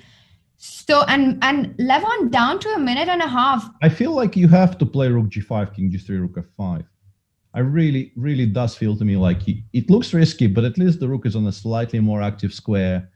Bishop f4, bishop takes g2 is, I think, quite relevant. So it becomes a bit more difficult for white to generate threats. He goes the other way though. He goes rook g8. I wonder why. Like, I don't really understand that choice at all. And MVL, I guess he wanted rook d8, rook d3, and MVL immediately says no and occupies the d file himself. So rook d8 isn't possible because white has bishop f6 after rook d1 been played right now. King g3 was being met by rook d3. After rook d1, black can't offer the trade rook d8 because of bishop f6. So bishop d6 is coming in. Does that mean that black has to actually come back rook g5? It feels to me like rook g5 might have to be played, and then we arguably just lost the tempo. I'm not sure it can be exploited particularly. Maybe bishop c7, Peter. Maybe bishop c7 also threatening bishop d8. Yeah, bishop c7, rook f5, king g3, and we don't currently have a winning threat of any kind, but it just becomes, I think, very annoying to play a position like this. Rook h1 coming in? Maybe rook h1, h4 is actually a threat, because the rook on f5 doesn't have very many squares. It looks nice, but it doesn't really go very far. We might see this on the board. Rook g5 played because it was the only way to defend the bishop d6, c5 idea. You don't want to make moves like b6 because that just weakens it more. White could go in with bishop c7. Absolutely, yeah. B6 doesn't really solve any issues at all. Bishop f4, rook f5. Maybe he just wants to put the bishop on e3 there. Also quite a sensible decision. Covers a lot of... Rook g7 played. What is he... So Levon is saying, please take on c5 and I will go king f6, rook d7, and at least I will activate something. That's a very interesting choice. Just giving up a reasonably healthy pawn to finally put a rook on an open file. I actually quite like this. I think it's a very good practical decision. And honestly, I think maybe white should say no to this. If white can find a way not to allow the rook to occupy the d file, maybe it's a good idea not to allow it. So maybe start with king g3, king f6, rook h1? Yeah, something like that. Just try to generate your own. Although even here, rook d7, like what have we achieved? Maybe it's not that much. Okay, maybe a check. King f7, I thought, not even forward. Just go back and try to play rook d3. at all And costs. after rook h7, do you come back to f6 or you go king Yeah, e8? G6 or F6, yeah, whichever. Because you way. can't take on g4 because of e5 in the end. Yeah, I'm slightly lucky, but even if king takes G4 happens, I think even if I don't win the bishop here, this endgame might be a draw after something like B5. So it's not that threatening. If the rooks come off, I think black's margins become a lot wider to make a draw. Yeah, I fully agree that white needs to somehow, keep the positional threats on the game, the domination, because Levon is also down to 34 seconds on the clock. Whenever he managed to get some activity or trade the rooks, his clock situation will not mean much. And in practical terms, if you can pose questions, force your opponent to think, that's much more valuable. Yeah, and MVL does say no to the idea of a healthy-ish extra pawn. Goes bishop b5 back and bishop d6 check. Where should the king go is the new question for Levon. f6 looks the most natural, but maybe there's some argument for f7. But yeah, f6 looks a lot more natural than everything else. I guess king g3, and Levon can even go rook g7 back. Rook f5 surprises me a little bit, because I thought he found a very nice idea of rook g7, d7, and he could do it here again, right? It's pretty much the same position. But now the g4 pawn is hanging. It's already no, it's not, because the king is on g3. It's a different. Sorry, yeah. MVL actually won a very, very important tempo here. Yeah, that's not the same at all, of course, if the pawn on g4 gets lost. So and then he goes for rook f5, but now we are having all these ideas that we mentioned with rook h1, keeping the pressure.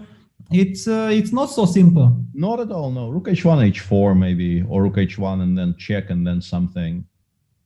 Rook h1 on the board. On the board, how is black keeping this together? King g6 is also met by rook h4? Yeah, it becomes very, very awkward. Yeah, rook h4, rook g5, bishop f4 actually wins a g4 pawn. And that's the pawn you really don't want to be giving up. That's the one that you need to be. Maybe rook h5, Peter. Maybe rook h5 instead of rook g5. That's very clever. Yeah. Rook h5. We force white to take, and then we go. But again, the pawn on c5 is hanging here. Is this a draw? Yeah, it might not be a draw. Might not be a draw. Yeah. Instead, he goes bishop b4, hinting that bishop c2 might be an idea. Check, check. Is there such a big difference where we go here? I mean, we definitely don't go to the 8th, but is there much of a difference between f6 and g6? Yeah, Levon opted for king f6, down to 20 seconds. I mean, yeah, Levon feels the pressure. I mean, usually you would love to play a couple of moves faster to get some time back on the clock. But now white has to watch out for the trick of rook f3 check, and exchanging the rooks like this. Yeah, but he's going to move away with the rook. But the question the rook will go somewhere. The question somewhere. The question is where. I kind of like rook c7 just to, although I mean it probably forces bishop c6, but the rook on c7 isn't also isn't doing very much. So it's a question. Yeah, he plays rook c7. I assume bishop 6 is what Levon will play here, because b6 doesn't look right. But I'm slightly stuck how we make progress with white. Like, it's a very nice looking position, but how do we make progress? Maybe a rook c8 and then try to play rook g8. Try to go from... That's a nice idea. Yeah, from the other side. But king f7 probably parries it quite comfortably. But then you have a check, and then you'll have to go king g7. King g7, yeah. Which you're happy to go. Yeah. He just goes back to h7. I guess he just wanted to check whether bishop 6 will be played, and he will now try something else. So rook h8 now also runs into king f7. Yeah, rook h8 doesn't... Yeah, that's the... Okay, now he has to be really careful. He can no longer play rook h7 because Levon can just... I mean, the server will claim the draw for him, basically. So he needs to make a new move in this position, which I'm sure he understands. And I'm sure he's going to make it, because Maxime can't... He has to try just every single small opportunity that he has. Yeah, absolutely. I mean, he's not taking a draw here. Rook c8 on the board, and yeah, black's problem is that rook on f5 is kind of very nice for defensive purposes because it generates the counterplay against f2. On the other hand, the rook doesn't really move. The bishop on c6 stuck because of the pawn on c5. So currently only black's king is the only piece which can move. Also very important to fight against the threat of rook g8. So he does king g7.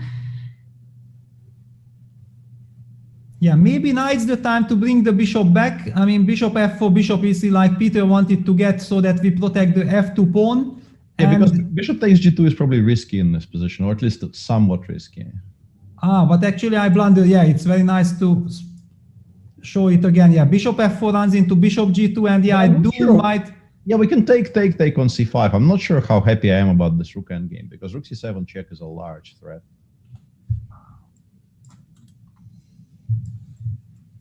This is a better endgame for white. Might be a draw, but it's definitely an endgame where you are not guaranteed to make a draw. Instead, the bishop went back to e4, and yeah, the dance continues. And but now he gets rook g8 in, so that's progress because he's threatening to take on g4 now. Yeah, he will have to play b4 as happened in the game. Yeah, after bishop c2, but the bishop on c2 is not really ideally placed. If Levon has to play bishop d1, then he does not have a good reply to rook b8. Like cb ab here. If you play bishop d1 protecting the, he even took with the bishop. This I did not expect. That's I guess it creates a different threat of bishop c3 check and then rook g7 check. But still, that looked. It would be so difficult for me to break my own pawn structure like that. Yeah, bishop b4 was a surprise because AB looked so natural. On the other hand, yeah, maybe Maxim feels that with bishop takes b4, slattering bishop c3, he forces Levon to think more. He cannot rely on his feeling. It's move per move calculation. And look at this, down to 5 seconds, 4-3. He needs to make a move now. Yeah, he needs to make a move now. He goes bishop b4. On 1 second. Played on 1 second. Yeah, accepting that he will play now a pawn down endgame, rook d4, and then I guess after bishop c6 we can play f3 or rook g4 played. So rook g5 again, the same tactic of bishop e7, so black can't trade off yet. Yeah, we can include bishop c3 check here, but I don't think driving the king to g6 is such a great idea. Yeah, I really like f3. You always want to play f3 here for now. Limiting the bishop on c6 a little bit, protecting the pawn on g2 from any kind of shenanigans, and also just passing the move to Levon. And Levon playing on seconds. Move made with 3 seconds on the clock. We see he's got 13 seconds left, and it's not very easy to defend and to keep this position together, even if objectively it's holdable. Yeah, it's the usual situation. There was this weakness on g4. You spend the last 20 moves or 15 maybe, trying not to lose it, and now it's gone. And on some level, it's easier to play now because you don't have to worry about that. Your pieces have more freedom because they're not really concerned with protecting this weakness anymore.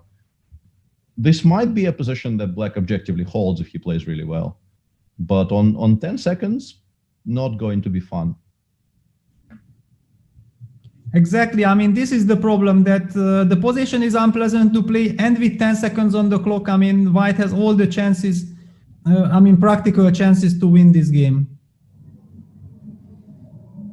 Yeah, if MVL could get, like, if white could teleport the king from g3 to e3, I would feel it becomes very, very difficult to defend because then maybe you can start pushing on the king side a little bit. But currently you are allowing things like e4 or rook f4 or something. So yeah, MVL spends a tempo protecting against those things here. And e4, yeah, allows e4. I guess fe4, rook c5 is Levon's idea. I think you are supposed to maybe, like in terms of, in particular, if you take the match situation, you maybe are supposed to play f4 here. f4, rook c5, like bishop e3, rook takes c4, f5, king f4, and then run with the g pawn. Something like this, yeah. Exactly. This is very tempting. Yeah. He's gone for f4. Yeah. Maybe my next few moves aren't the best, but the general idea has to be something like this. And Levon plays e3. Very interesting. Keeping the bishop on c6 alive and going after, I guess, the a pawn instead, yeah. Yeah, this was of course a brilliant reaction by Levon. I mean, doing this on seconds. Terms, yeah, in practical terms, it's wonderful because you want all of your pieces to be involved in the game. You want to have more options available to you, because that line that we were discussing earlier, maybe it's fine for black somehow, but it is just so scary to even contemplate. And here it looks like the c4 pawn will fall. It will probably even fall with tempo.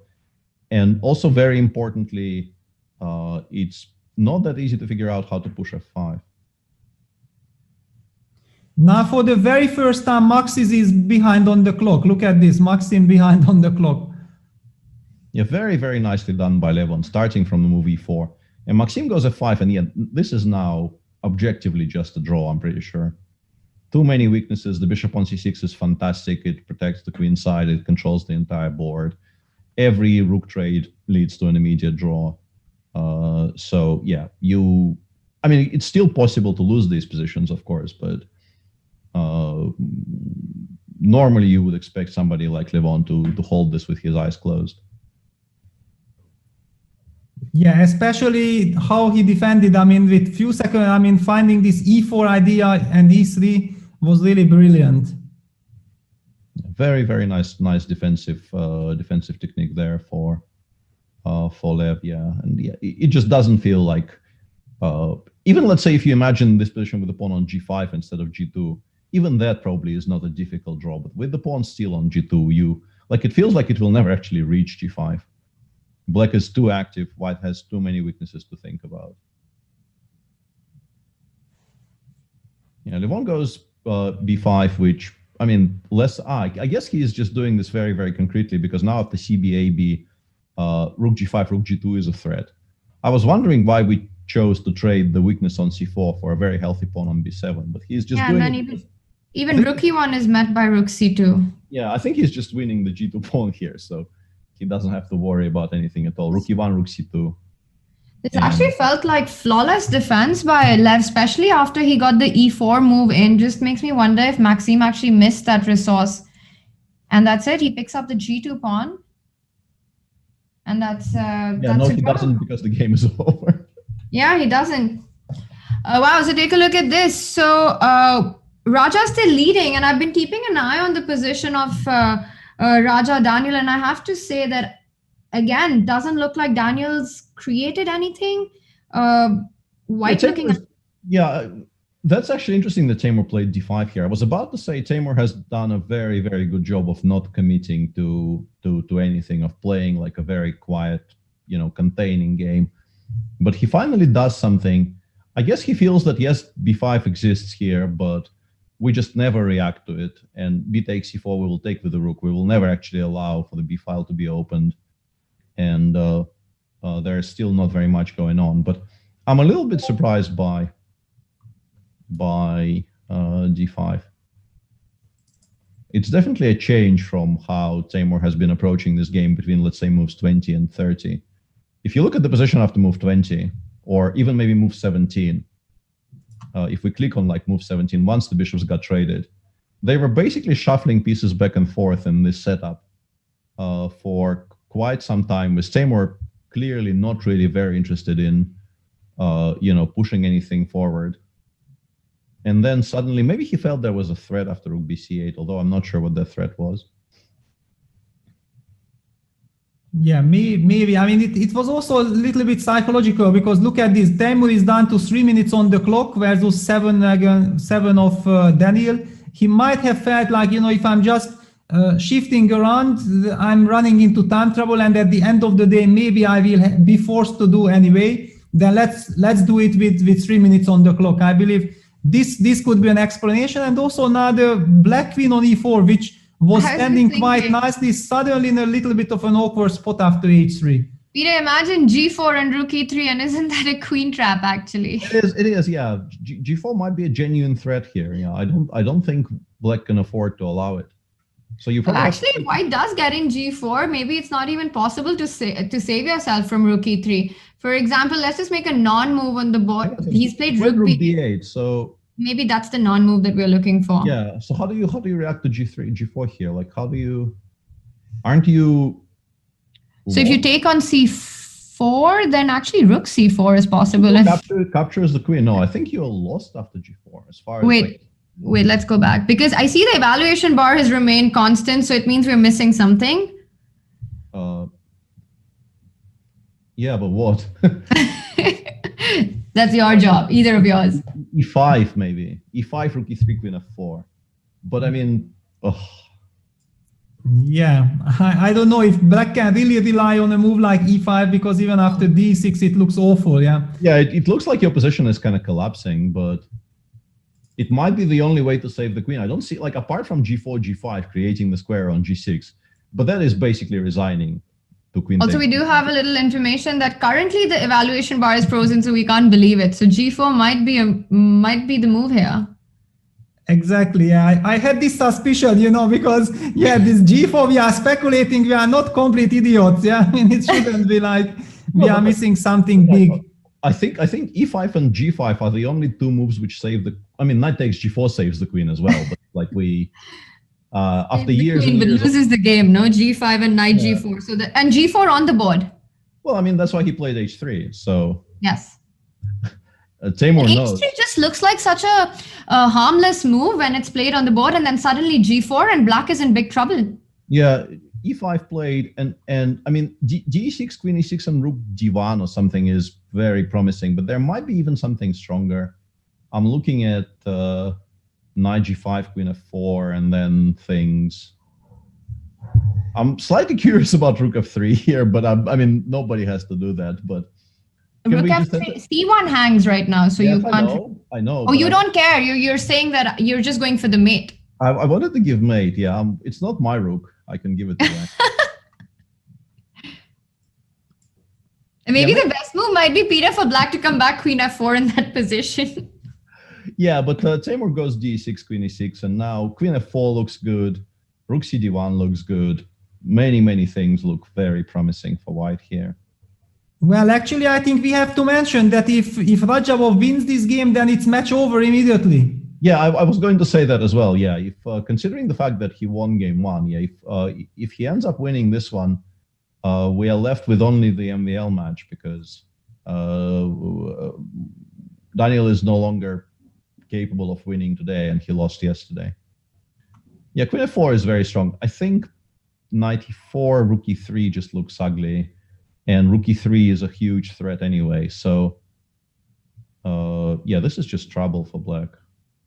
You're kind of scrambling not to lose on the spot here with everything that is hanging. Knight I mean, you can play knight e8, but it's just so unpleasant to be making moves like that. Knight g5, knight e4. Knight g5, knight e4 is very nice. Yeah. Hitting the d6 pawn. You can start with rook e3, also force the queen to d7 and then play something. Queen f6 is not possible because of rook e8, like you're pointing out, Peter. That's... Yeah, basically it feels like, if you have to go knight e8, it's a sign of capitulation, and that's why Daniel did not want to do it, but since he did not have a choice, he played it anyway. So after rook e3, black actually has to go queen d7? Yeah, I think queen d7 is strictly speaking the only move, and no, this is just bad for black. And even knight g5 now, or rook d1. Queen h6 is not stupid. Rook d1 is not stupid. Black is just in so much trouble here. Rook e3 on the board. Yeah, one thing is Tamor is down to a minute, but his position is excellent, so it shouldn't be such a huge factor. Although, like, white never, I mean, once again, I'm using the word never, which is not very useful, but he would like to win this. Like, if he draws this, he is still in a reasonably comfortable spot in the match. But he would like to just win this obviously very good position and kind of forget about the rest. He no longer has to play any more games today then. And for precise conversions, of course, he would like to have slightly more time than a minute here.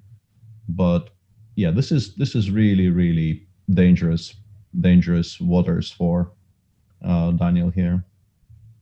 Yeah, I mean, usually the time is a factor when your opponent has some dynamics to create counter chances. But yeah, black structure is so doomed that you cannot really create any threat. And then white just makes a stabilizing nice little move, gets the extra 10 seconds, gets the confidence, And where is the hope? Where is the hope for black to survive? That's the big question. Yeah, it's just so dispiriting to play this position when you are telling yourself, I'm supposed to be playing this for a win kind of thing. And it's just, it's not a position you're ever going to play for a win. And also Daniel as a player just hates these kind of positions. All of us would, but maybe more than others. This is just, you almost feel like he doesn't even want this torture to go on anymore because it's just so hard for black to create anything. Sort of yes and no. I think you're right about him hating this, but I also think he is an extremely competitive young man, and he's not giving up. He's just sitting there hating his position, but he's definitely not in a giving up kind of mood. He goes d5, which is a good idea practically. At least it creates something.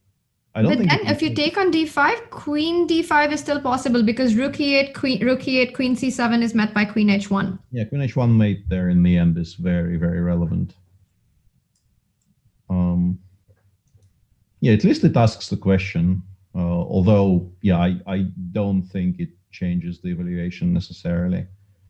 But yeah, it's already, it has eaten into half of Timur's time and he hasn't replied yet. So from that viewpoint, it was definitely a success. cd5, queen d5, and just play something like king g1, I guess, is the default reaction, so that we never ever blunder this again. And now rook e8 is actually not a winning threat because the knight will hang on g5 in the end of that variation. So I think maybe knight e4 is even a bigger threat than, or rook e5 and then knight e4, going after the c5 pawn. Suddenly becoming very materialistic is not a bad idea here. c4, yeah, I like this. Daniel is just saying, this probably ends up with me getting mated, but I do need to start creating what looks like counterplay. Yeah, at least now I feel like from the black side, you can give yourself the argument, if I'm not losing on the spot, I might have absolutely reasonable chances of surviving. And this, for me, somehow signals that maybe Radjabov has just blundered in general terms that after knight g5, d5 was possible, because he could have played the move rook d1, making sure that black never breaks the structure and just enjoy his position. Although I think right now rook e5, knight e4, like if you play rook e5 and next move you go knight e4, I like that better with the rook. Like knight e4 is still perfectly good, but I thought with the rook on e5, it was also creating all kinds of rook takes e8, knight f6 check ideas. And those positions I really thought were close to lost for black. I couldn't find any reply to it. If we just compare this to when I was saying that Daniel hates his position and just doesn't want to play this, I mean, the last three moves, he's just created at least something. It's a completely different position from what we had when none of the pieces were moving.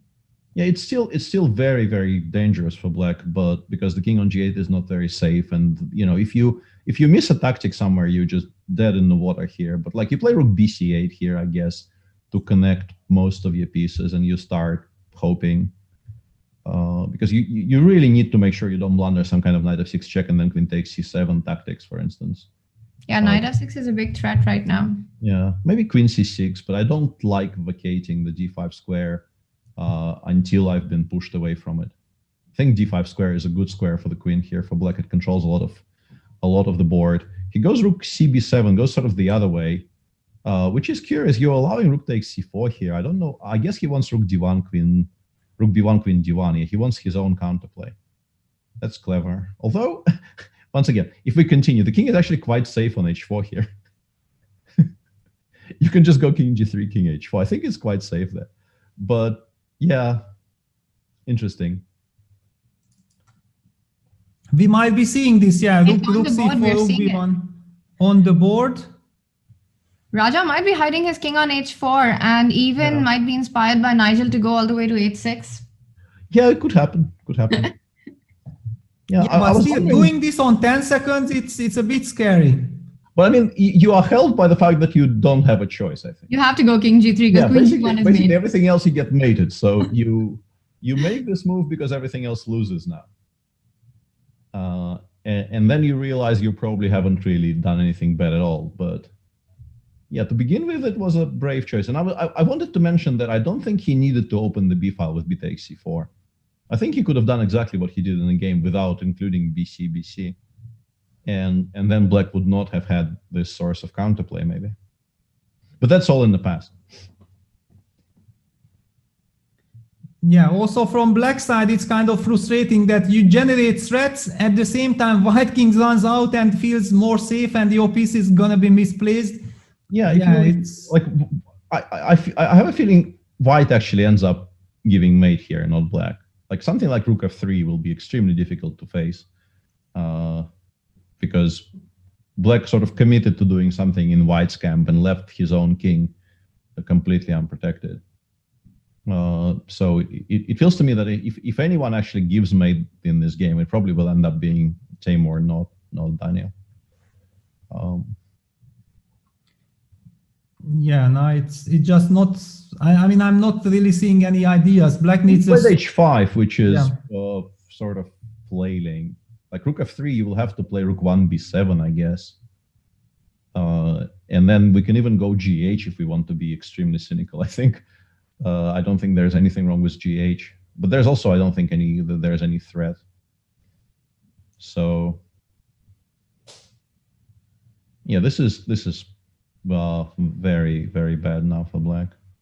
So rook f3 played, and you're saying rook 1 b7 and not the other rook because of rook Rook c8? yeah, allowing rook c8 immediately finishes the game, I think. White just gives mate in like 5 or something. Mm-hmm. He played f5. Okay, F5, wow. He's going all out, yeah. Sort of very on brand, but I think GF is just fine. Once again, how are you ever going to give a check to the king on h4 is my question. Ah, clever.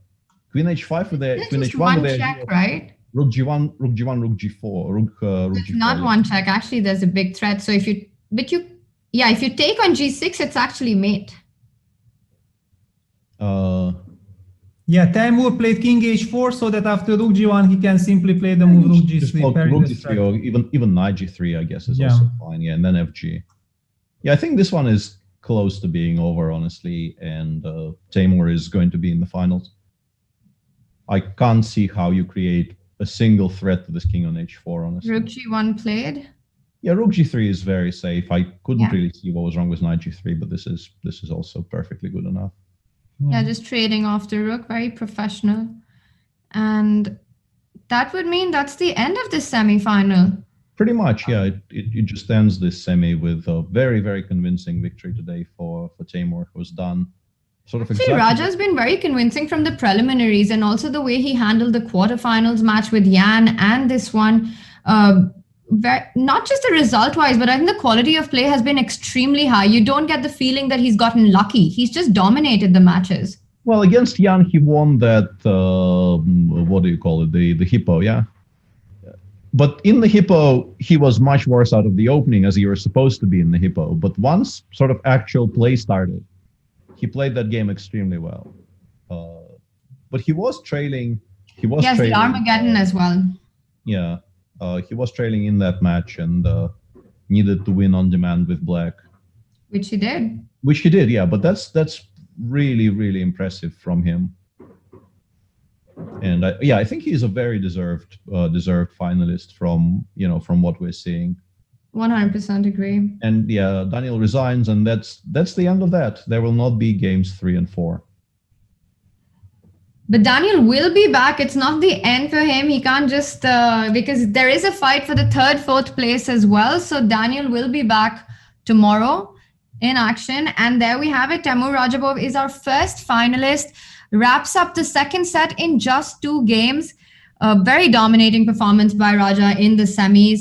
And Maxime still fighting. Yeah, absolutely. And this is a blast from the past. I don't believe I've seen Maxime play these positions very much. I've looked at them recently. I'm very curious what he will do here, honestly. I would very much like for him to teach me, because I am obviously in the process of covering this entire opening for Chessable. And I'm revising a lot of my older suggestions, because what I was giving in the video course for Chess24 7 years ago, whenever it was,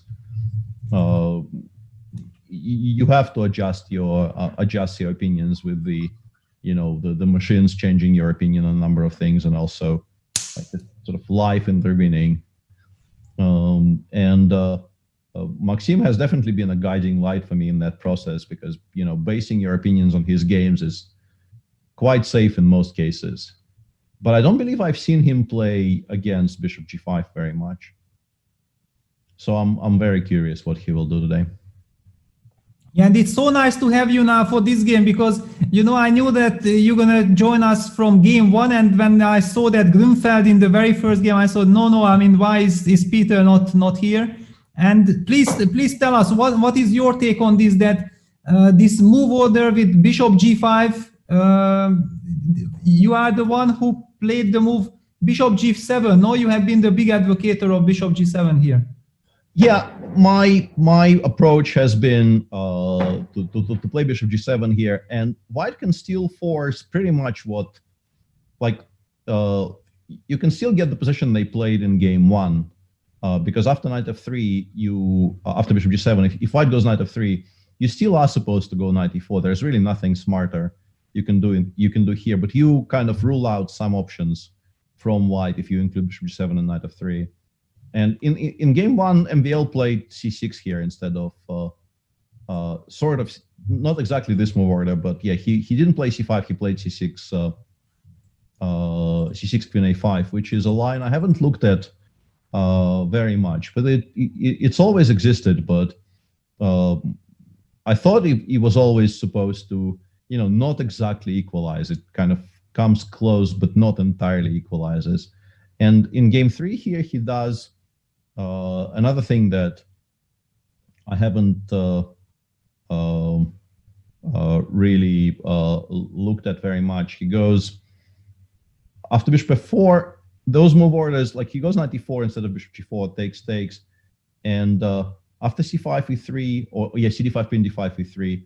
Normally you just play Bishop g7, and there's a lot of theory there. Like I think the critical position there is, there are queen b3, queen f3 ideas here, but I'm trying to remember the move orders because once again, I normally wouldn't allow this position even, so I'm getting slightly confused. But the move order he chose allows exactly what Levon has played. If you take on d4 without the bishop on g7, you give this option of White recapturing with the queen, forcing the queen trade because the rook is hanging. And then you have to play these types of endgames like the one he's playing right now, which for me, I've always, as much as possible, was trying not to play these endgames with black, because I don't think they're particularly fun, and I also don't think they always equalize. And at least one of the two for me would be good.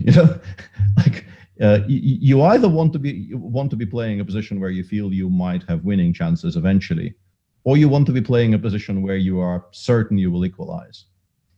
And these types of endgames, they frankly, tick none of the boxes for me. I just don't like them. So I'm curious how this game will progress, because if I had this position against Levon, I would be extremely unhappy. Yeah, I think now the point what Maxim is trying to make, that thanks that the bishop is still on f8, it's not committed yet to g7, because just imagine this structure with the bishop on g7 and it's basically lost, kind of. Yeah, I think so. Yeah, he's clearly going to develop it to e7 and play as if it's some kind of a semi-Tarrasch. Semi-Tarrasch, yeah. But I don't think this is such a great semi-Tarrasch. Let's say I go bishop c4 here, king e2, rook hc1. Just how much joy are you expecting out of this semi-Tarrasch? I just don't really understand the attraction. And also h4, as we all know, is something that people do in every single position. So yeah, for me, this would be an outcome of this particular line, which I would really, really hate.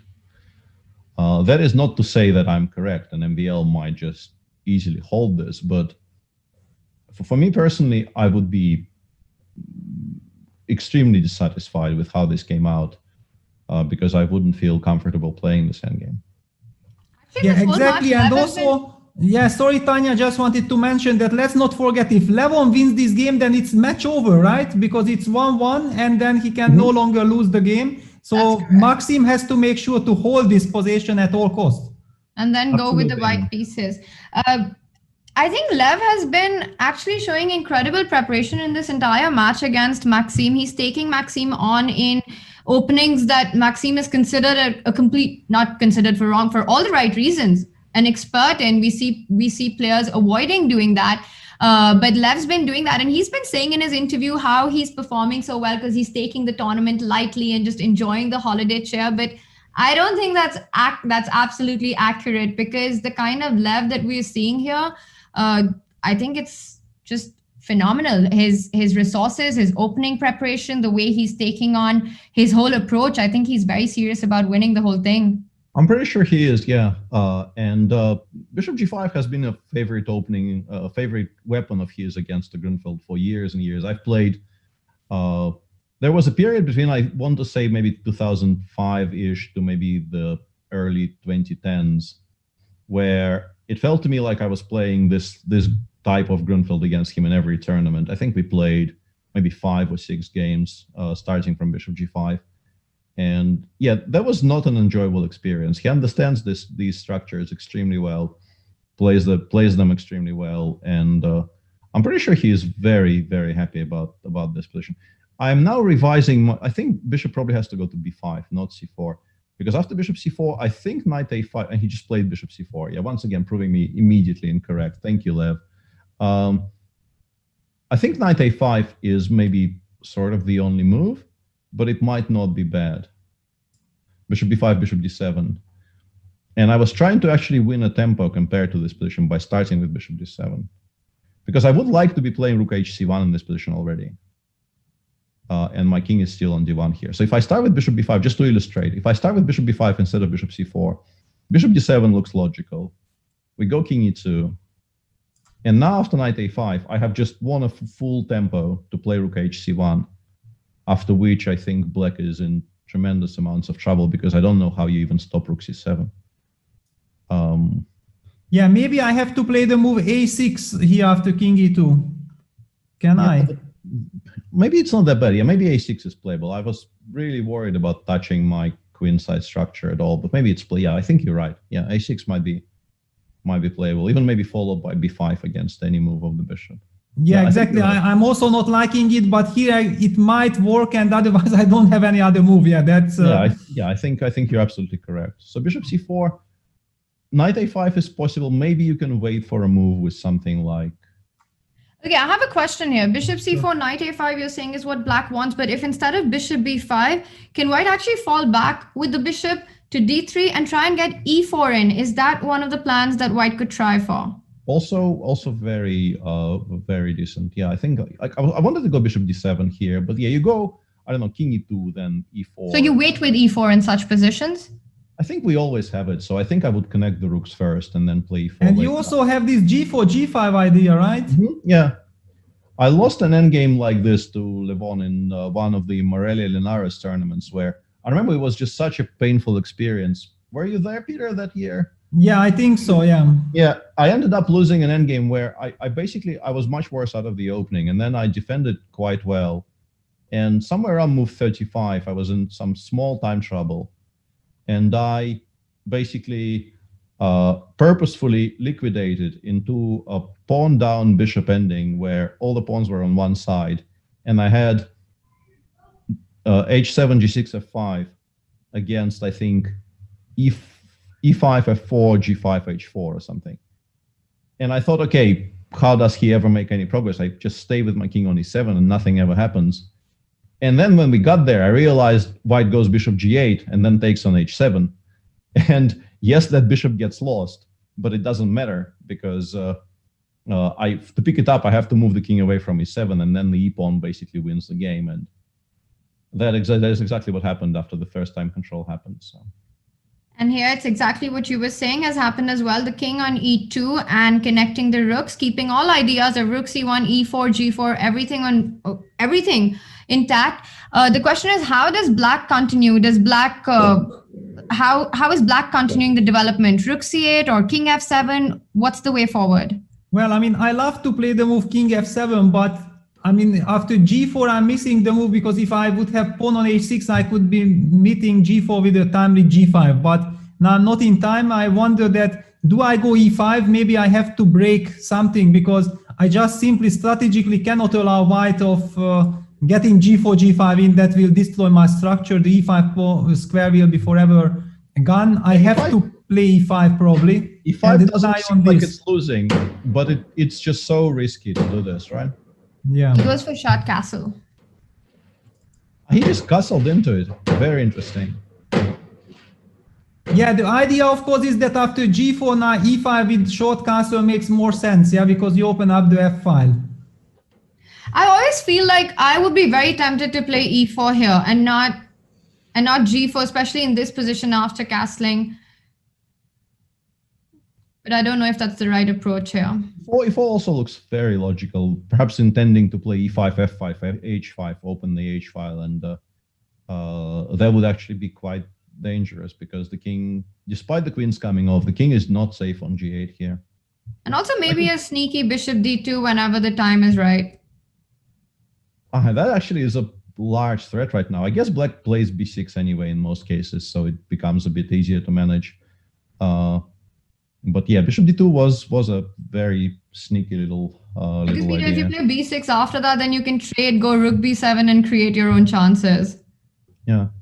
I'm also, once again, because these are not my pieces, can we take a look for a second at g4, e5? I wanted to continue that line for a bit. So I take, you go, bishop takes g4. I want to take on f6. Ask you what you want to take with the rook, yeah?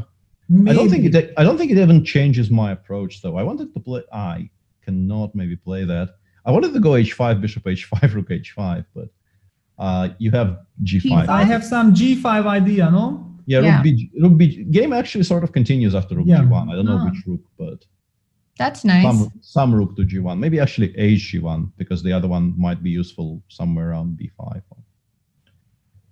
Yeah, lot of tactics. Yeah. The thing is, Levon probably feels absolutely correctly that he doesn't need any of this. That it makes the game unnecessarily double-edged, and he can definitely continue, playing safer. I mean, how stupid is it to play rook h g1 in this position? I understand it's a g1. No, not c1. G1, yeah. Mm-hmm. I want to play g4 without giving you this tactic. It looks unbelievably slow, but is it stupid? No, not stupid at all. I mean, because I cannot play h6. Yeah, I need king g7, h6, but I cannot get it. Maybe you can play bishop c6, and then if g4, you will have e5 tactics. Maybe that's how you try to solve it by tactical means, yeah?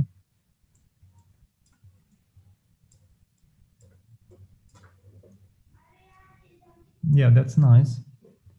Okay, but I have a question here that, the moment rook c1 was there, Peter, you said not rook c1, but it's one of the moves that comes to mind because it just feels so natural to place the rook on the c file. Why is it the incorrect approach in such a position? It's not incorrect.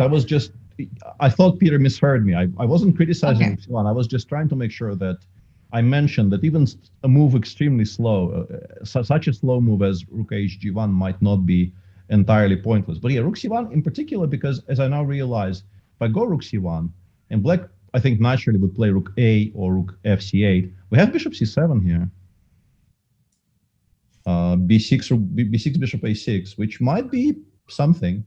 Bishop c7 always, in any position, in any circumstances, just reminds me of Karpov. Yeah. It's the wrong file, but it's the same idea. It's the wrong file, but the same theme. Yeah, exactly. It's a very Karpovian, but it's a very typical idea in this particular line as well. Using this particular bishop to make sure that all the rooks don't get traded along the c file, because if you allow all the rooks to come off the board, your advantage obviously shrinks very, very significantly. You would like to have the rooks on as white. Yeah, it's just looking so bad for black. The only problem from the white side that you have so many options and all of them look so tempting. You burn time, and now already Levon is almost 5 minutes behind on the clock. Yeah, but I don't think he is very unhappy. I think you normally would actually quite like to be what we assume is at least a bit better out of the opening, even if you have to give some time odds. And yeah, I don't think I will be adopting this particular approach against bishop g5 in my videos. He goes for e4. And fireworks celebrating the move.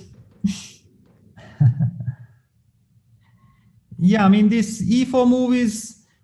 I understand, Levon, that why he was hesitating playing e4, because it's a very natural move, it's a very normal move. I mean, if there would not be all this temptation to go g4, g5, then e4 would be a very nice natural reaction. But having had this feeling that, you know, maybe you can do without e4, and then maybe realizing that, yeah, all these g4, e5 lines are way too sharp, let me just play e4 and control the center and see what black gonna do, because it's anyway not really obvious how black plays. Not at all, yeah. And I only think he didn't play it sort of instantly because the other things were so attractive. Like the other options really did feel like if it goes right for white, it might lead to positions which are, technically close to winning. Like if you end up achieving g4, g5, the game, effectively ends because it ruins the black structure so much. What is the reply to bishop d2 here? I'm sorry. Yeah, I was just thinking about that because the line that we were talking about on the board plate, if b6, you take on a5, you go rook d7. What is happening there? You go rook d8. So why? Yeah, I mean, but you just take on a7, no? Yeah, I think that this may have been a miscalculation. He's playing quickly, but I think he realized what happened and he just decided not to. Does white just take on a7 now? Why wouldn't you? I mean, yes, bishop b4, I guess, but then, we can start once again looking at things like e5, h5 in some order. Or you can play quietly because you are nice. a pawn up for not very much. And Lev is not taking on a7 even yet because I think that pawn is not really going anywhere and you can start. He's gone for it now, Peter. He's gone for a7, yeah. It feels like it's a healthy extra pawn here. I don't really think black has much compensation. Once again, if you imagine the same position with all the rooks gone, you will occasionally hold some of those. But yeah, how do you take all the rooks off here? Yeah, it's not just the extra pawn, it's the rook on the 7th rank, rook b1, rook b7 ideas, h5 idea. You do have these two bishops, but just don't see a way for you to create any activity. First, he needs to support the a5 pawn. So does he want to go rook a8 and try and trade one of the rooks? Rook a8 does force a trade, but white can even maybe finesse things a little bit, play rook b7, wait for you to play rook b8, and then go rook hb1. And that's a nice way to do it. How happy are you about, second one is replacing it immediately. You're just, this is very ugly. I think you play bishop b4, but that also looks very, very poor for. Yeah, I also have this feeling, that Maxim was, after short castling, worried of all these options. He was calculating g4, e5, and all these things. And when Levon played the move e4, he kind of blitzed out rook a8, thinking that, I'm relieved that I got a tempo and I will get counterplay. But bishop d2 hit him, and all of a sudden he was forced to pretend like he was expecting this. But no, I don't believe, no way that he had really yeah, I'm pretty sure he missed it, honestly. Yeah, and he played rook b8. I think rook c1 is what you're supposed to do here. It looks horrible for black. Just make sure that you have a response to rook b2 check. I thought even rook c2 here, but king e3 might be just winning. I think you may be right. But king e3 runs into bishop f8, yeah? Suddenly this trick. Yeah, and then we have to play g4 and calculate again, yeah? Yeah. Yeah, I thought rook c2. I didn't even want to do anything flashy. Just rook c2. If you take, the bishop will be on b3 in a moment, and on b3 it will be such a monster. It's just very, very poor for black, I think. Yeah, rook c1 played. The way this is going, we might have a short day today. Yeah, definitely it feels like. I mean, yeah, I just don't see any counterplay for Maxim, and yeah, king e3 is fine. Even something like king f1 is not stupid. But yeah, Levon says I don't really want to calculate. I know I'm close to winning if I just go rook c2 and goes rook c2. Yeah, now we play bishop b3. Black is kind of obliged to play bishop c8 or something, and then e5 is probably winning, d5 is probably winning, g4, g5 remains very strong, and also there is zero counterplay. Maxime needs to find a way to at least hold this game so that there might be a game 4. Otherwise, it's all over. Yeah, I think what needs to happen for Maxime to survive here is Levon needs to make a huge mistake. I think as long as Levon plays confidently and doesn't make any large scale mistakes here, this position should not be holdable. I like e5 a lot because this just weakens the g5 square regardless of how black reacts, which means the white knight can jump into g5 and start attacking e6 and h7 weaknesses. Yeah, it's the immediate target for black has to be not to lose by force in the next 5 moves because the position is kind of collapsing. King e7, bishop a4 is probably immediately game over. So you cannot do that. If you take on e5, knight takes. Like knight g5 might be quite strong, but why bother? Yeah, you do this, and then white just has such a wide choice of very strong options here.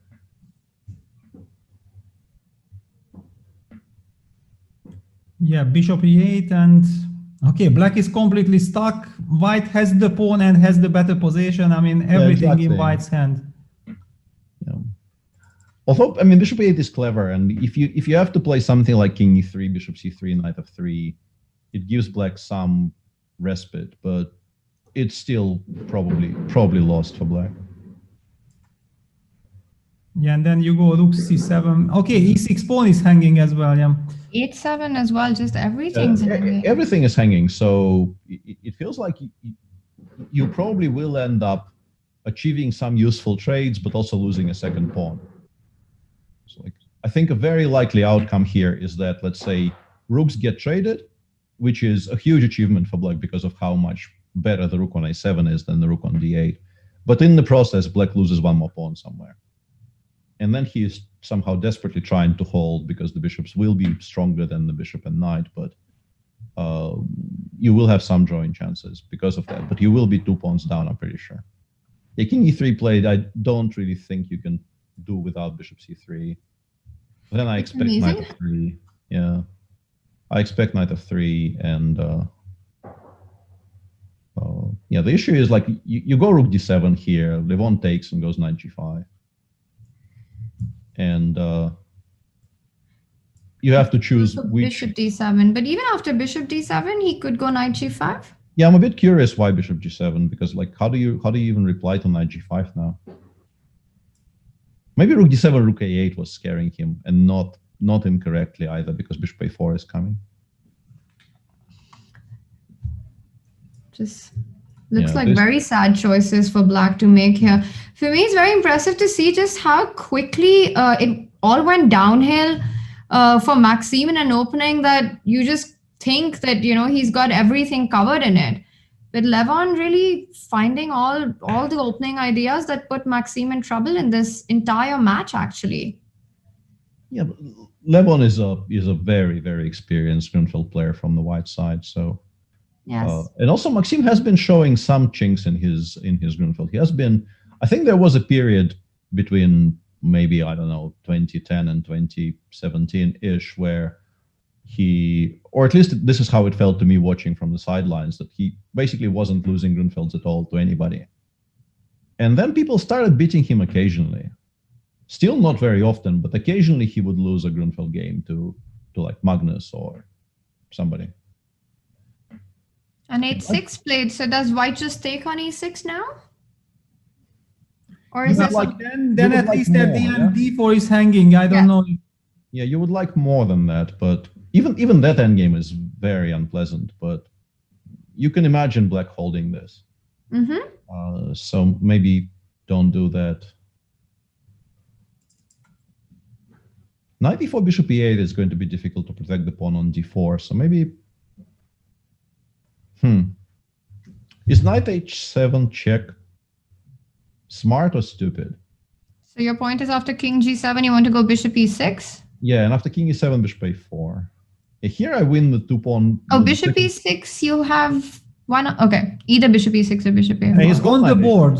He's got knight h7 check, so I guess he feels it's not stupid. Not at all, because after king e7, there's bishop a4, like you're pointing out. That was my point. Yeah, that was my point. Is king e8 a move? It just looks. Then so, there's knight f6, no? yeah, I want to force the knight to f6 and then play king e7. That's sort of exactly what I'm That's trying to subtle. achieve here. That's subtle. To have something to attack, and he's gone king e8. But I have some bishop c2 ideas, maybe. Yeah, also. bishop c2 probably is. Although, yeah, I think in reply, we wait for you to take on g6 and then we go king e7. Like, I don't know. It looks bad. Maybe rook c8 here or something. Rook c8, bishop g6, king e7, and claim that the knight on h7 is now stuck. Yeah.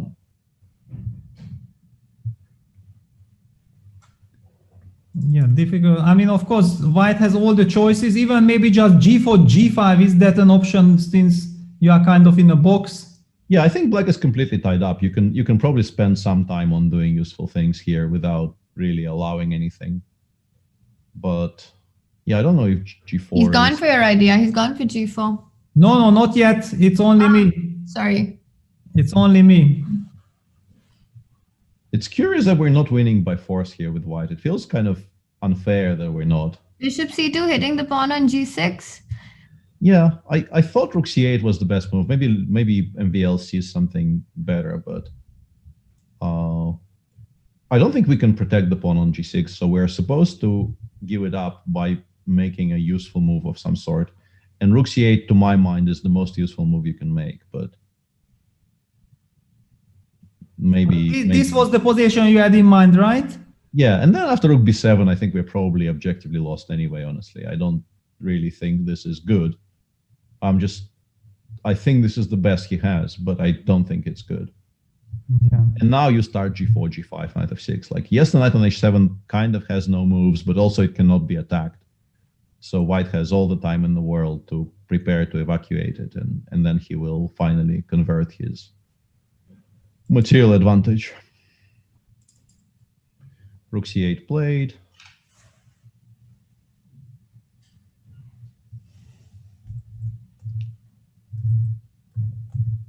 Yeah, it's. I mean, it's a little bit really sad to see that. I mean, Daniel was not able to put up a real fight today. I mean, just Teimur had everything under control, and I'm afraid we are going along the same lines here in the match between Levon Aronian and Maxim Vachilagraf, because this was a lot closer. MVL, I think, had very decent winning chances in this Berlin. Up to a certain point in the previous game, if you remember that endgame, he played really, really well. He put a lot of pressure on Levon in a position with very, very limited scope for it.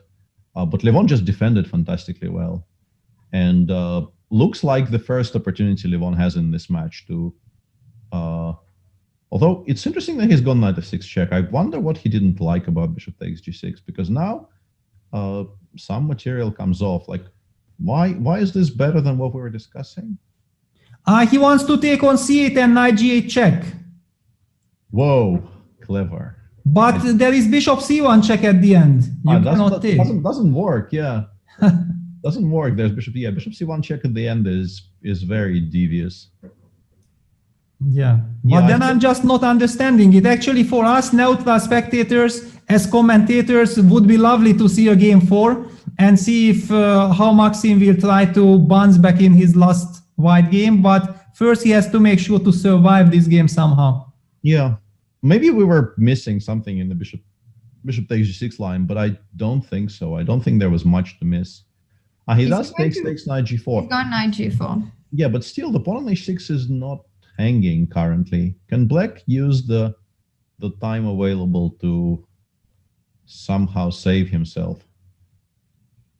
This is actually maybe g5, h5, I guess, and then I will pick up on h6 in my own spare time, right? Because now it is hanging. Bishop c1 check no longer reaches the h6 square.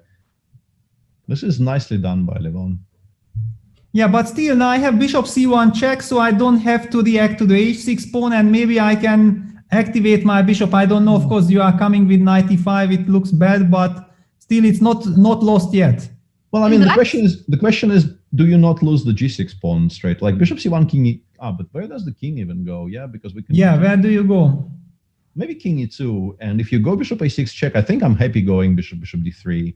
And Starts with h5. He starts with h5. And I wanted to ask you that you were looking at this line after knight e5. Can't you go g5 and then save the pawn? Yeah, this is what he's intending. Hang on.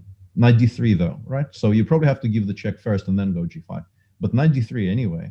Then bishop a6. Then bishop a6. But there is also some knight c6, knight takes a5 collecting the a5 pawn. Yeah, he goes g5 and now Lev. If I just take and collect the e5 pawn, what's that? The king comes to d4, d5? He has to be winning, but yeah, still some little chances, yeah, but okay. I mean, with the outside, yeah, with one of the extra pawns being, I think what he's thinking of is king d1 maybe. I think he's trying to figure out if he's winning after king d1 right now, and probably he is. You mean after g5 in this position? Just now, yeah, king d1, and you either pick up a full pawn on g5 or you force bishop a4, knight g6 check. It does, because bishop b2, bishop d4, you have knight c6 in the end. Yeah. I think this bishop ending has to be completely lost because the pawn is fixed on h5 and you will be able to, like, even bishop 6 immediately has to be winning. So I think black probably has to play bishop b2 instead. HG, bishop b7 or something. He just went HG, decided not to bother. Okay, fair enough. Going to pick up the a5 pawn? Probably, yeah. You can also play something like a4, bishop f6 and king e3. No, I think you want to take as many pawns as possible, as early as possible, because, you know, MVL might not give it up again if you don't pick it up here. Yeah, let's not forget, I mean, now finally Levon is down to 40 seconds. Yeah, this is the only chance Maxim has, because I mean, Levon had like 5-6 minutes in a seemingly completely winning position, having things under control. And his last whole moves, I mean, the way he is trying to convert it, it's not that impressive. It's very solid. He might be easily winning it, but still the impression is that black at least continues fighting. Yeah, should still be convertible. But yeah, I think MVL will feel that this is the best position he's had in a while, which is not saying very much, but.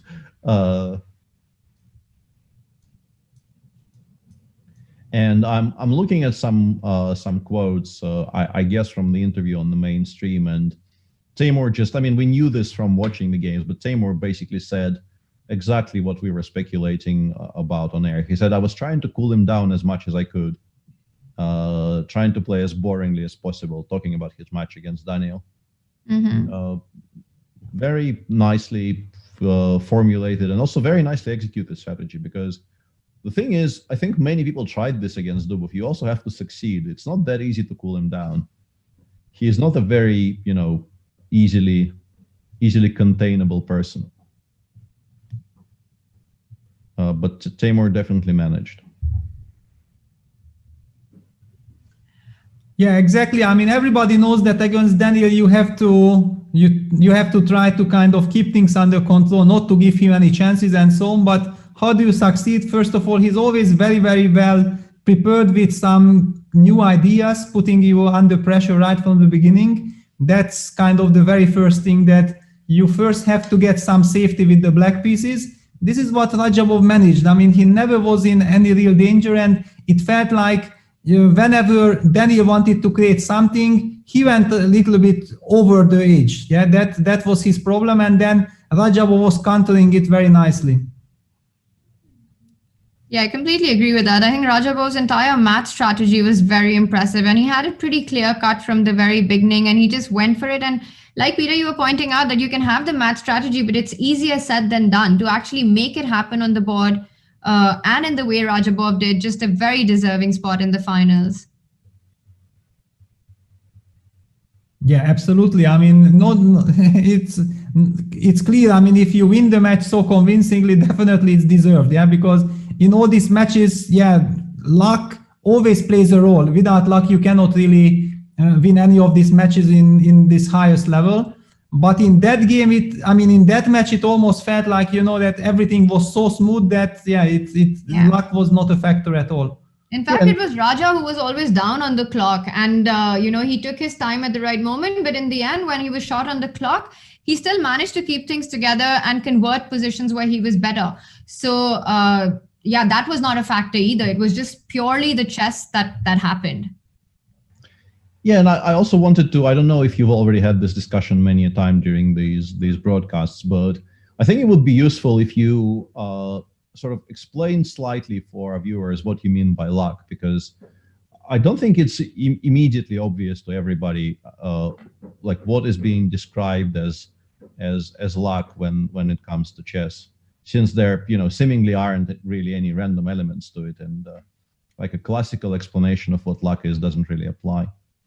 That's a very interesting point, Peter. I mean, the first thing that comes to mind is we've seen this happen. We've seen it happen on the tour as well, but very often more in blitz than in the rapid portion, where one player is completely dominating, has dominated throughout the game, throughout the whole thing, but his opponent eventually being up on the time, the player who's been dominating just blunders at the last moment, and one mistake after playing 30 good moves just costs the game or the point. Yes, it's still chess, and like you said, it's not random, and you create your own luck on the chessboard, but still it does feel then that, one of them got a bit unlucky. But in, I think, Rajabov and Dubov's match, it just felt that every game was being dominated, and as Peter put it, just outclassed in some ways.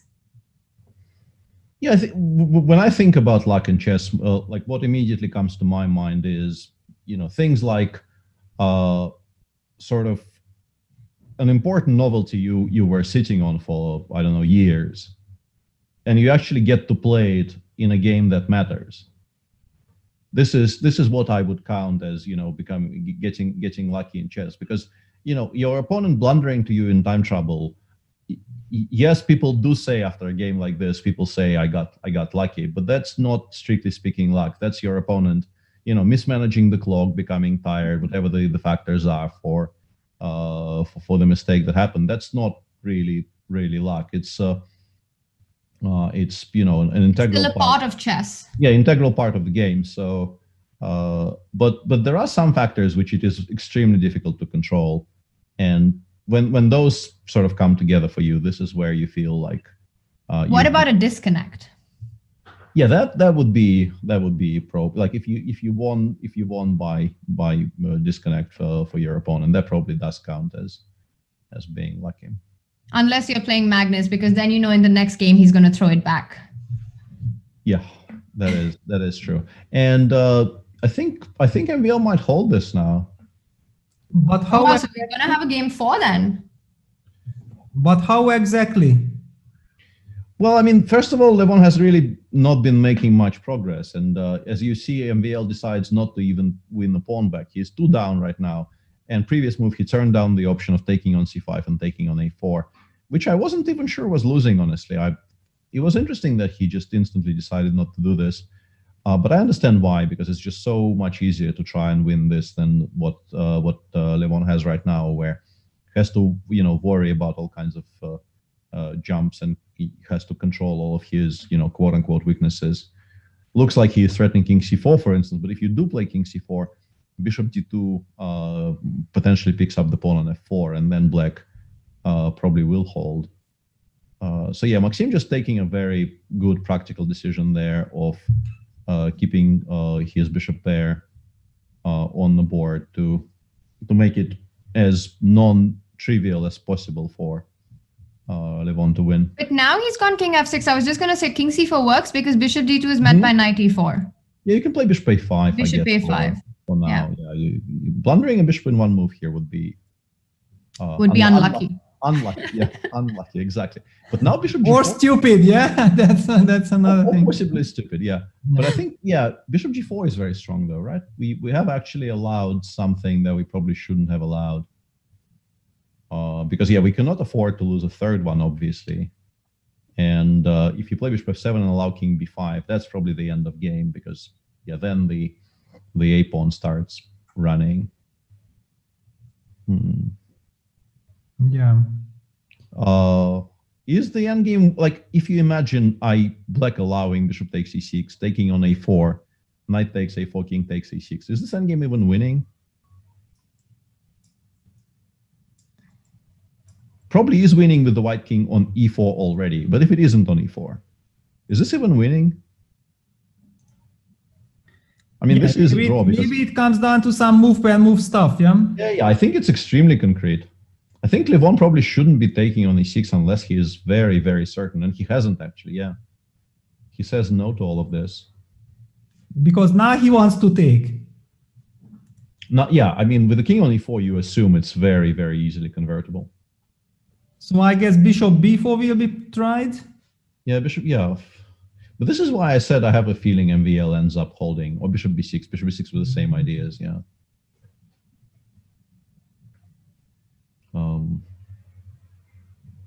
Because you have a little bit too many weaknesses here with white, and black constantly kind of, snips at you. No, I can't even. But yeah, you get harried here a little bit, and it never really feels like you're making any progress.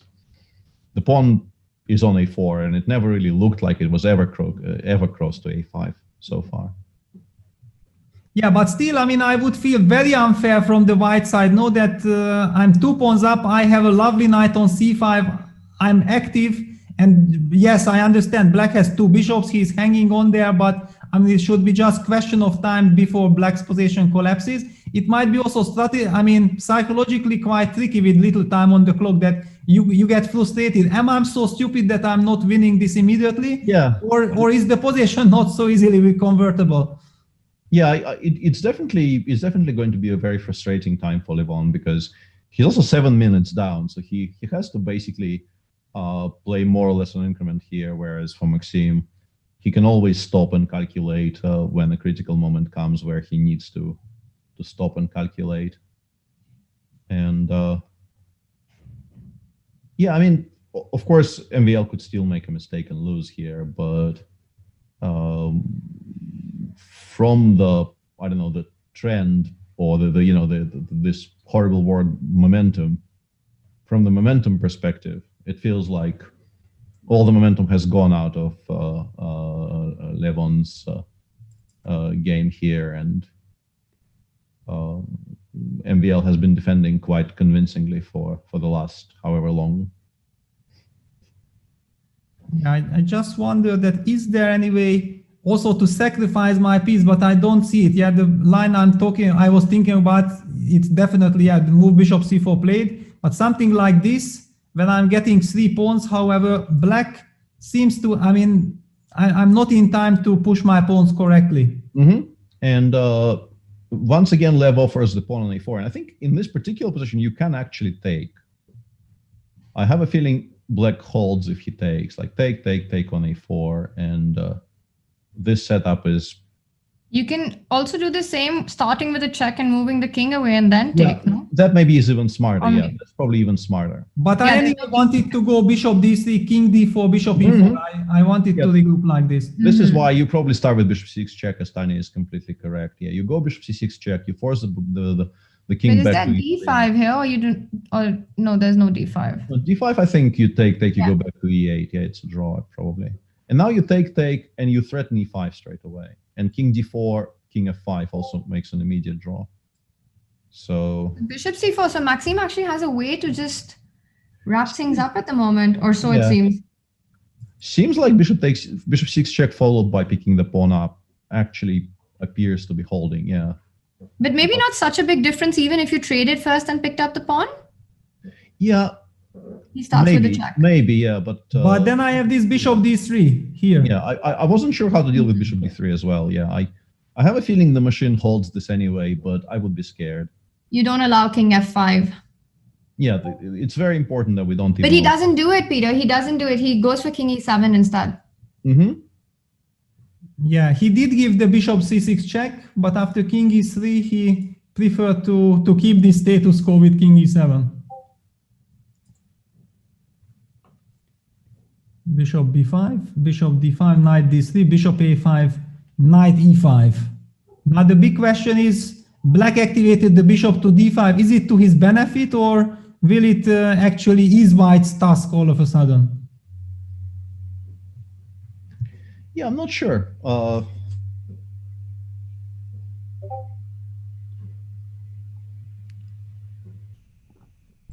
There's just no way for white to get his knight to start playing a5. There's bishop c6, so you don't trade ever. Bishop b3 played. Can white go king c3 and try and get... Where do you maintain your bishop after king c3? d1 probably, yeah. But then knight c4, bishop f4, a5? Wow, like this, but The bishop goes to a7. I was looking at some lines like this. You do make some progress, but the bishop gets to a7, and then black. But it doesn't have squares after a7. What, Peter? Do we need to start? One second, if just back up for a moment. After bishop b8. no, I start with bishop e2. You start with bishop e2. Yeah, that's annoying. With a6 here, and then you play bishop b8. Then I play bishop b8.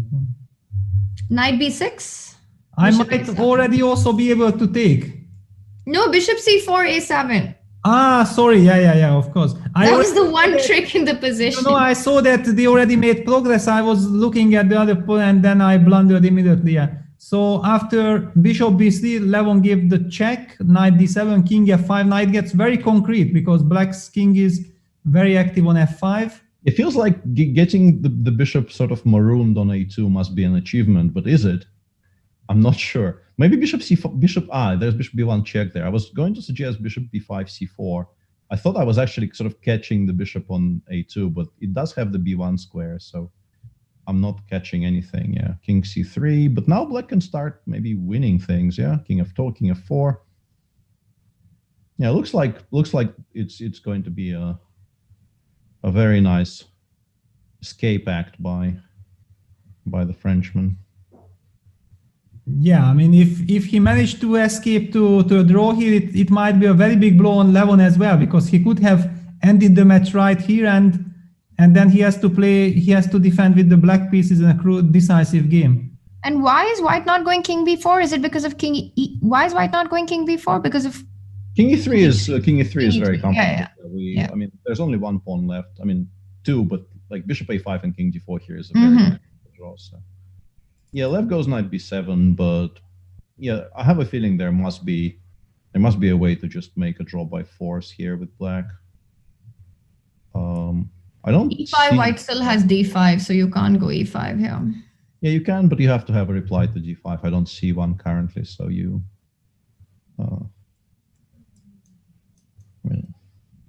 I was going to suggest we can go for some kind of double-edged stuff, like a4, d6, bishop b6, but... Why not? It's not our game. Hey, I don't think MVL is very interested in, potentially losing in 5 moves by, to create a 2% winning chance here. Like a5, d7 seems to be completely winning. Yeah. Yeah, he goes bishop b6, bishop a7. I was going to say that this is probably the fallback position here. Just get the bishop over to a7, and then start playing king e3 and start threatening. But knight d6, knight b5. Whoa. Okay. And knight d6 played, knight b5, and he's gone for e5 finally. Wait, what's going on here? So and now I think knight b5, ed, king b2 is just winning, but left played d5 instead. That was a really nice trick, Peter. Or maybe d3 doesn't work there either. Yeah, but he might be lost anyway. Yeah, d3 I guess we take on a2 and then knight c3. You have knight c3 in the end. Yeah, and we will slowly but surely pick up the d pawn and win. But d5 might be good enough.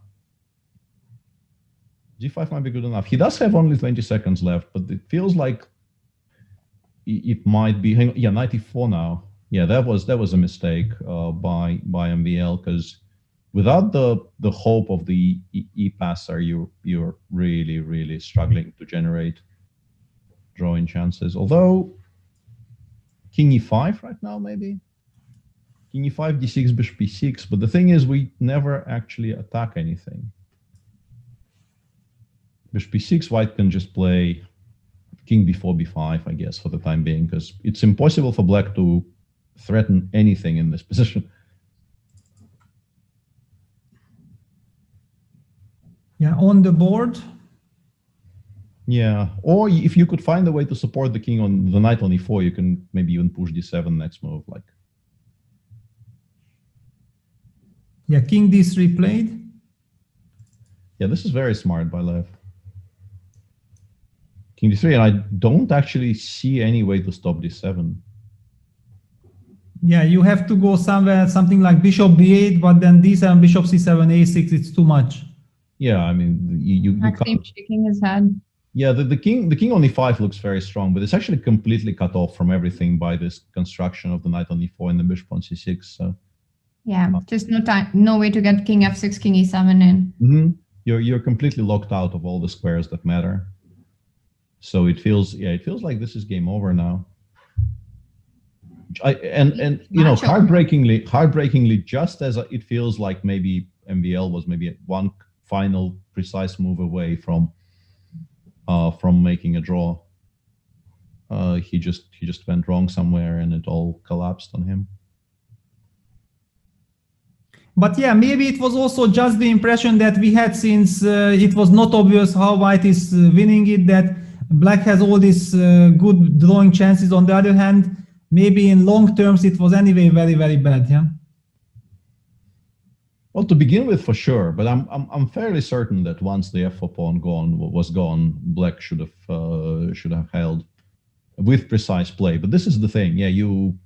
I think MVL defended very, very well for like 40 moves straight, and then he made one mistake, and you know, basically the starting point was so unpleasant for him that one mistake was basically all that it took after a stellar defense for 20 minutes and 30 or 40 moves.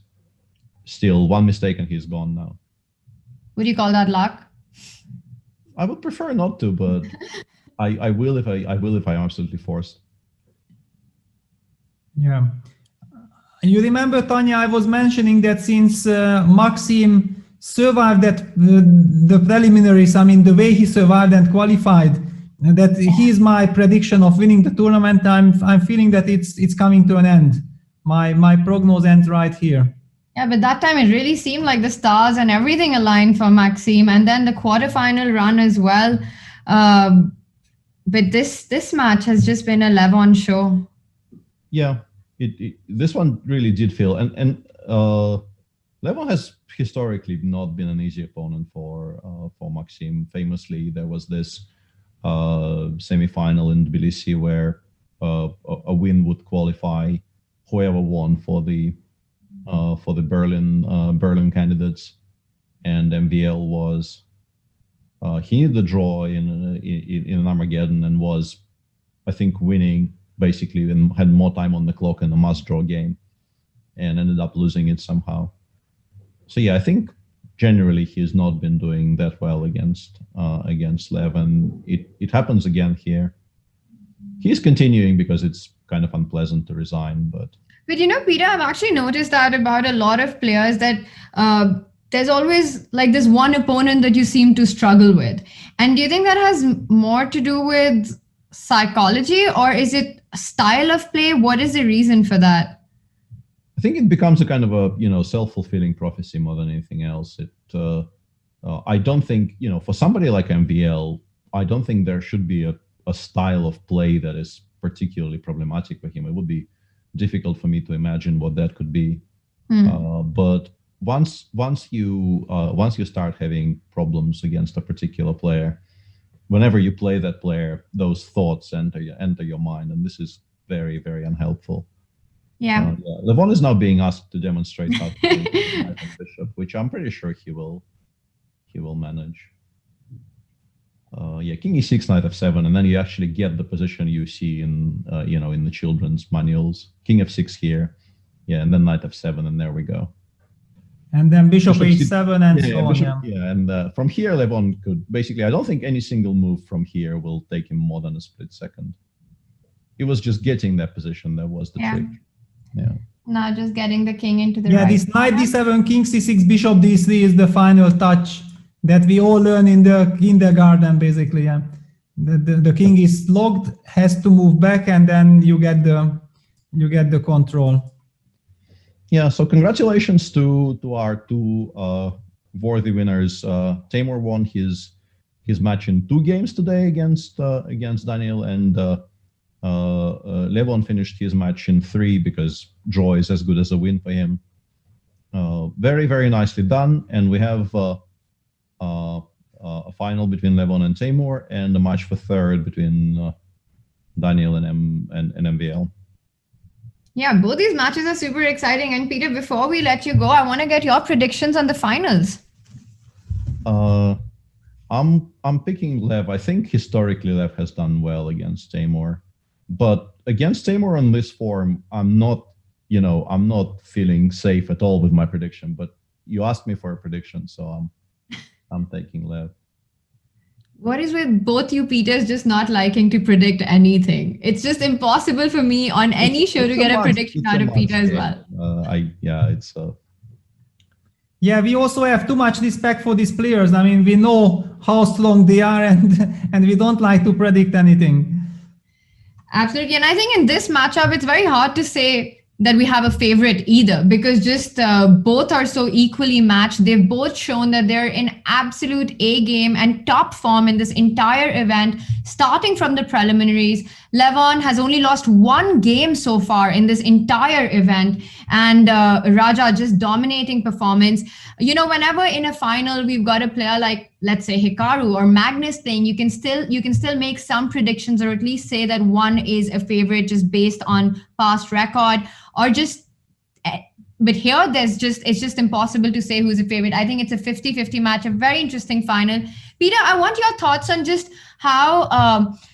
On this entire event, because there's been a lot of conversation with our audience about the format, how grueling and demanding it's been. Jan spoke about it, especially after the drama of the quarterfinals that we saw, which went down to the Armageddons, lots of mistakes made. I know you're aware of everything that Jan wrote on Twitter as well, and I know that you're also friends with him. What is your take on this format? And tell us about that. I played in the first event, which, if anything, is harder, because this is 3 days of 4 games per day, and then the knockouts starting straight away, and the opens feature 3 days of 5 games a day, and actually, like, game 5 is where you really feel like you're completely out of it. So yeah, the format is very, very grueling. I understand why the format is what it is. You want uninterrupted action, and it's being heavily promoted. It will feature on terrestrial TV as well as all kinds of chess channels. So logistically, I absolutely understand why it is the way it is, but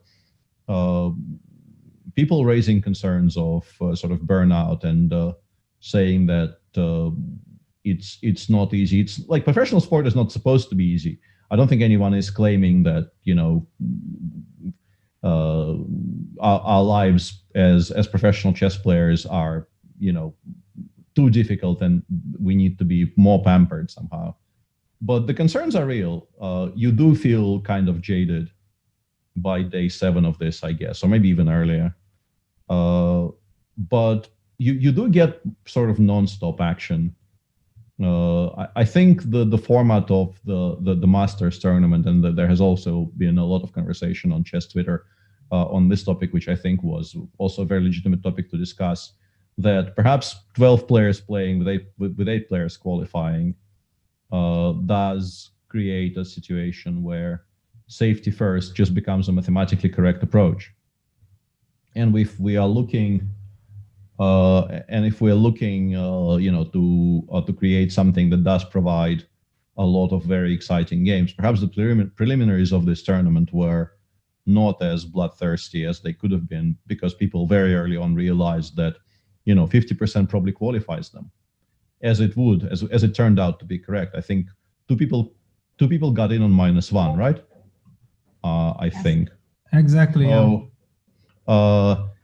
That is probably something that needs to be looked at for future tours. I am obviously, structures are not going to get changed midway through the tour, but for future tours, and I think it's a sound assumption that there will be future tours, because I think people in charge of all this are, very serious about this becoming a fixture.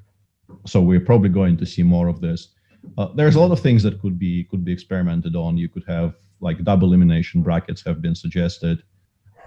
People finishing top 2 being seeded in the semifinals has been suggested. There's a number of solutions which can be used to work around what we have seen in this one.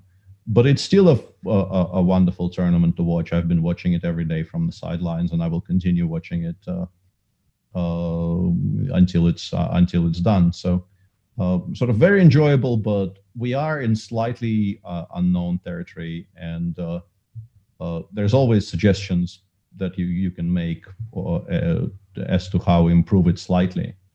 But I think the concept in general, and like the fact that the tour exists, the tour didn't exist a year ago at all, and this isn't already a second edition running with a lot of events providing a lot of interest. So that clearly is a good thing.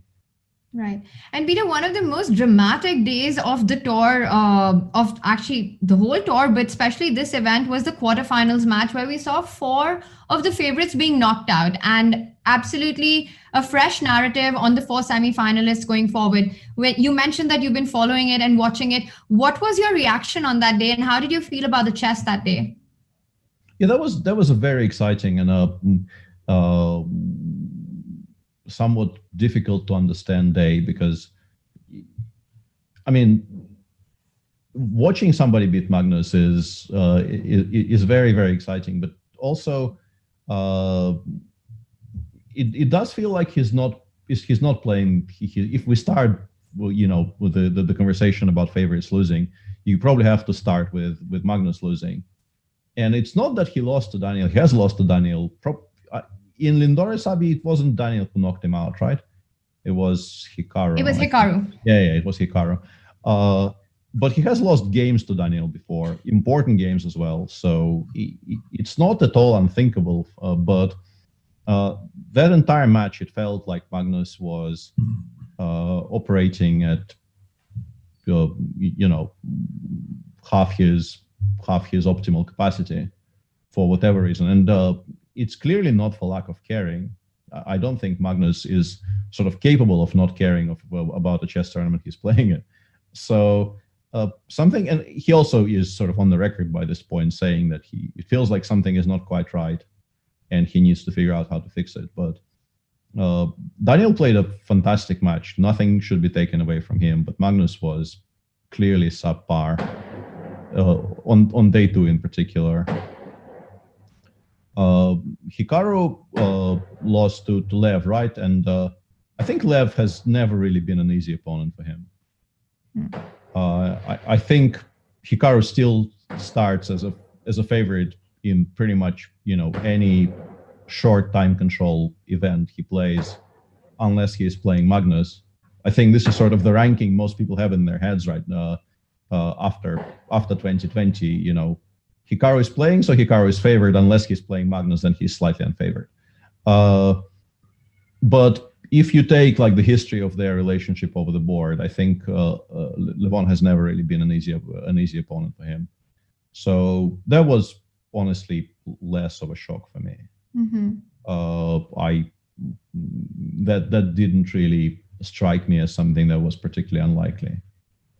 But yeah, lots of results that went sort of against the book, and that's good, because that proves that the field is very evenly matched and there's a lot to watch for. A lot to watch for, and it also proves that how it's a sport, and despite having any favorite on paper, no result can be taken for granted or any conclusion is foregone. And I think that was the most amazing part about the quarterfinals, that it just showed that anything can happen in chess, and you cannot just write off someone based on ratings, rankings, or past performance. It's how you play on that particular day. Now, I also want to talk a little bit about the Grunfields that we've been seeing today. Semi-final, a big matchup where we actually saw one of the 2 big experts of Grunfield from white and from black, Levon, take on Maxime. And Peter, you were talking about how your new course on Chessable is all about this. So maybe you can help us understand exactly, and maybe Peter, we can bring up the board and just see, because we have the right person for this, where exactly things went wrong for black. Well, game 1, I wasn't following that closely because I was still, I had it open, but I didn't really pay as much attention to it. But honestly, of the 2 choices of things to do against this line, somewhat interesting. Like I would prefer MVL repeated what he did in game one, compared to what he did in game two. Even though I don't think he entirely equalized in game one either, but in game one at least he got a position where, there was some life. There was some life in the game. Although, actually, now looking at this, he also got a version of the same endgame, which I don't particularly like. But yeah, the surprising part for me was that, maybe not that surprising. MVL actually, for 2 games in a row, he was trying to dodge. Like the absolute main line of bishop g5, bishop f4. And he was trying to play things which are, quote unquote, offbeat. But when you play the non-main lines there, you do run the risk of not actually equalizing. And I think it was more evident in game 3 than in game 1. But I know this struggle really, really well, because once again, if Peter could just go back to move 8 in this game, in game 1, after knight f3, in particular, now that all this finesse kind of disappeared, you can play c5 here, cd4, cd5, cd4, cd4, queen takes d5, bishop e2, knight c6, castles, and both I and the other Peter in the studio, we've had tons of games starting from here. Like both of us have done this, and the issue is, like, the main line currently, if I'm allowed, I mean, you asked me the question. It was a very, very big mistake, Tanya, but you've asked me the question. The main line here, now you're going to get a stupid lecture about an opening, but there's no going back anymore. The main line here goes queen a4. This is a trailer for your course, so it's perfect. Sort of, yeah. Queen A4. We are very happy. Yeah, we are very happy. I don't know if anybody is happy, but we're here. So queen a5.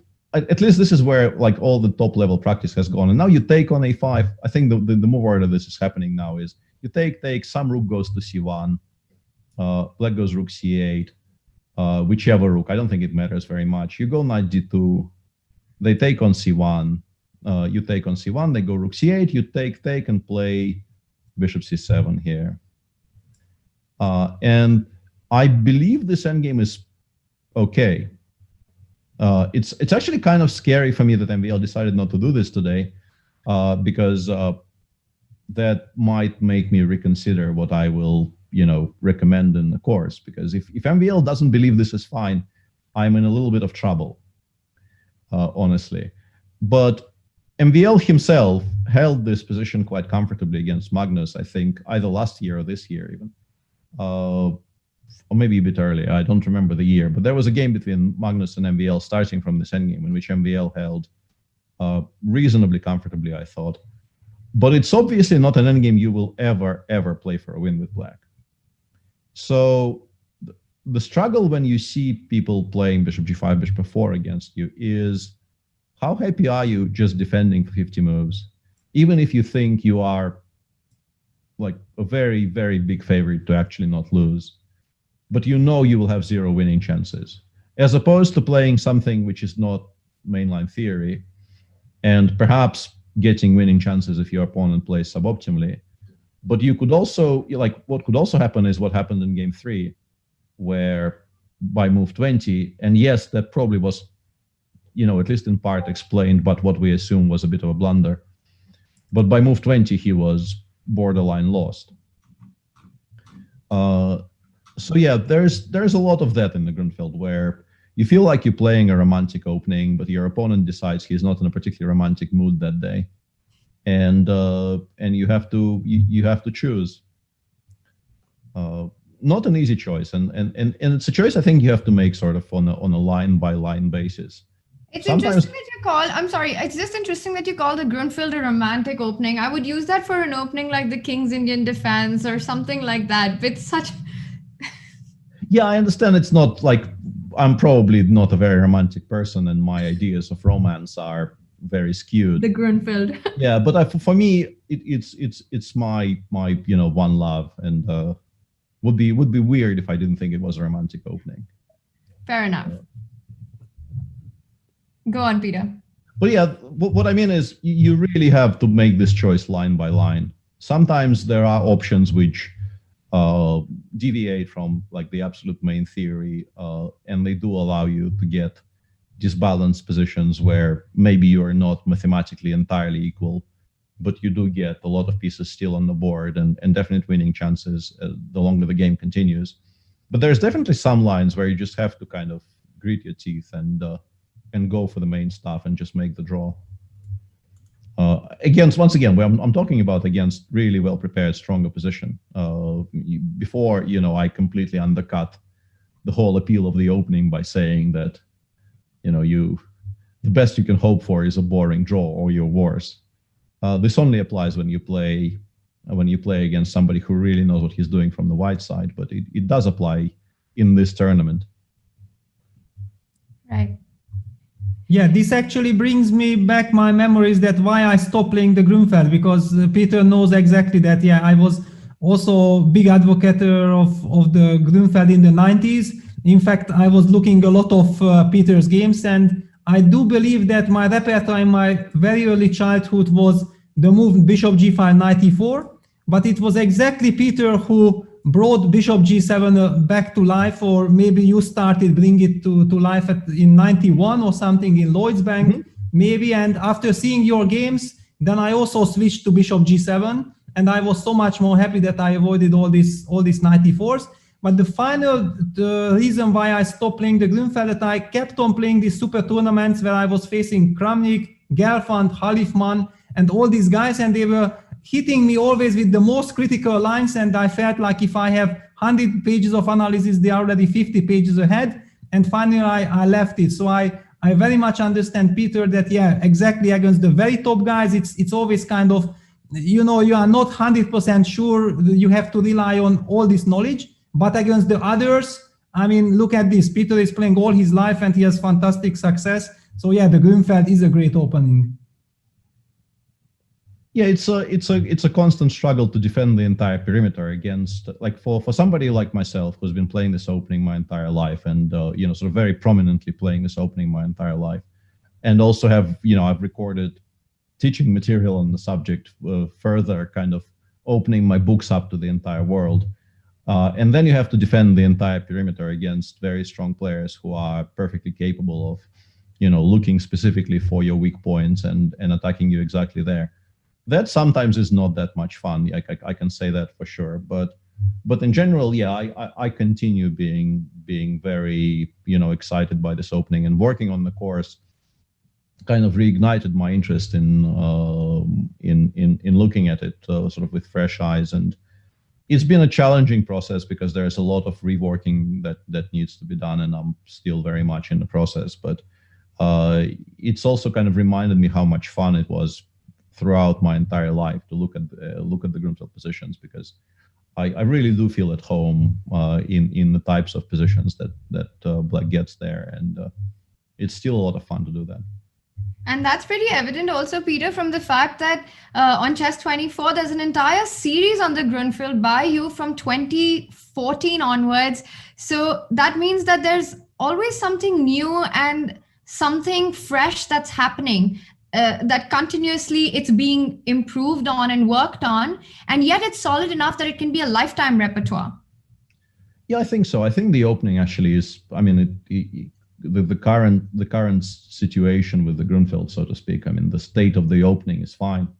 There's nothing there that should be, scaring you necessarily, but you will need to know what you're doing in a lot of spots. You will need concrete knowledge, in particular when you're facing somebody who will push you.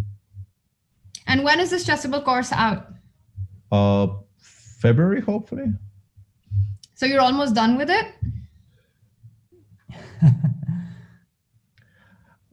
Yeah. Okay. All right. Well, we're looking forward to the big update. Answer, I guess. Yeah. Okay, amazing. Thank you so much, Peter, for joining us. And really, we could not have picked a better day, because you being such a big expert of the opening, and we seeing this happen, for all the insights, and for anyone who's looking to play the Grunfeld, you know what you have to do. Thank you, Peter, for all your time. It's been fun being here, and I've really enjoyed your coverage in general. I've been listening to you on and off. You're doing a great job, so keep on doing that. And actually, I just, sorry, Peter, I'm going to hand it over to you. But before I let him go, just the final bit, this, everybody on Chess 24, there's a bit of a petition going on, Peter, for a hand brain match between me and Peter and you and Jan. What do you have to say about that? Any clear favorites there? I'm game, but predictions, I don't know. It very much depends on who's the hand and who's the brain, I think, in both cases. Peter, over to you. Well, I wanted to thank Peter for joining us. It has been really fantastic. And the point why I was smiling when you told that, so it's February, so it's almost done. And then Peter was hesitating answering. And I understood that since he's working all his lifetime on the Grünfeld, he knows that the work can never finish. But finally, of course, the course has to come out, but I believe he's also such a perfectionist of his opening that he wants to make sure to have everything as good covered as possible. And that work basically never ends. Yeah, since I'm, slowly becoming, I'm trying to become somewhat famous for telling completely unfunny long jokes. There's a particular favorite of mine, which was a favorite of my dad's as well. So that one goes as follows. A young female journalist comes to interview this really, really old professor who's been studying worms all his life.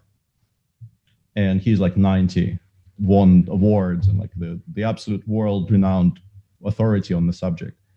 And they talk about his life and his career and his personal life and all that. And it's a very nice interview. He gives her tea and, very, very nice, gentle old person. And at the very, very end, when she switches the tape recorder off and she turns to him and says, I didn't really want to ask you on air, but tell me, isn't it boring to study worms your entire life? This one subject. And he turns to her and says, darling, life is so short and the worm is so long. That feeling. I do feel like that when I kind of restart work on the Grünfeld, that life is way shorter than it needs to be for this. Oh, wow. That is a very romantic thought. Like you mentioned, it's your one true love. Yes. All right. Thank you so much, Peter, for joining us. Thank you. Thank you. And with that, it's a wrap for the semifinals. Let's take a look at how that went. What an absolutely dominating performance by our two finalists, both Temur Rajabov and Levon Aronian. That is a clash that absolutely the two most deserving players, the two players who've been an absolute A game and their top form throughout the event. We're going to be seeing them in the finals. Peter, your thoughts before we wrap up on how today went. Yeah, well, I also think that it was kind of absolutely justified that we see this final. Both Rajabov, both Aronian had been dominating their match. Maxim did have a chance. He was close in two Berlins yesterday and also today. But Levon somehow, yesterday he saved the position on few seconds on the clock. You remember that it was very scary. He was down to just 5-6 seconds, very unpleasant position. Maybe there, if Maxim keeps a better concentration and he focuses more on the board, but it's very difficult to do. You want to hurry with your choice, not to give your opponent the time to adjust to the situation. And finally, it backfired. Levon held that game. And with that, he got an edge. He won that match. He had the advantage today. So there was the pressure on Maxim today to try to equalize the scores. And he had the chance. Yeah, he had the chance in game 2. But, it was never easy. And finally, from seemingly nothing, he won a pawn. And exactly when he won a pawn, then probably he relaxed that, now I'm going to slowly win it. And Levon, maybe we can just get that position back.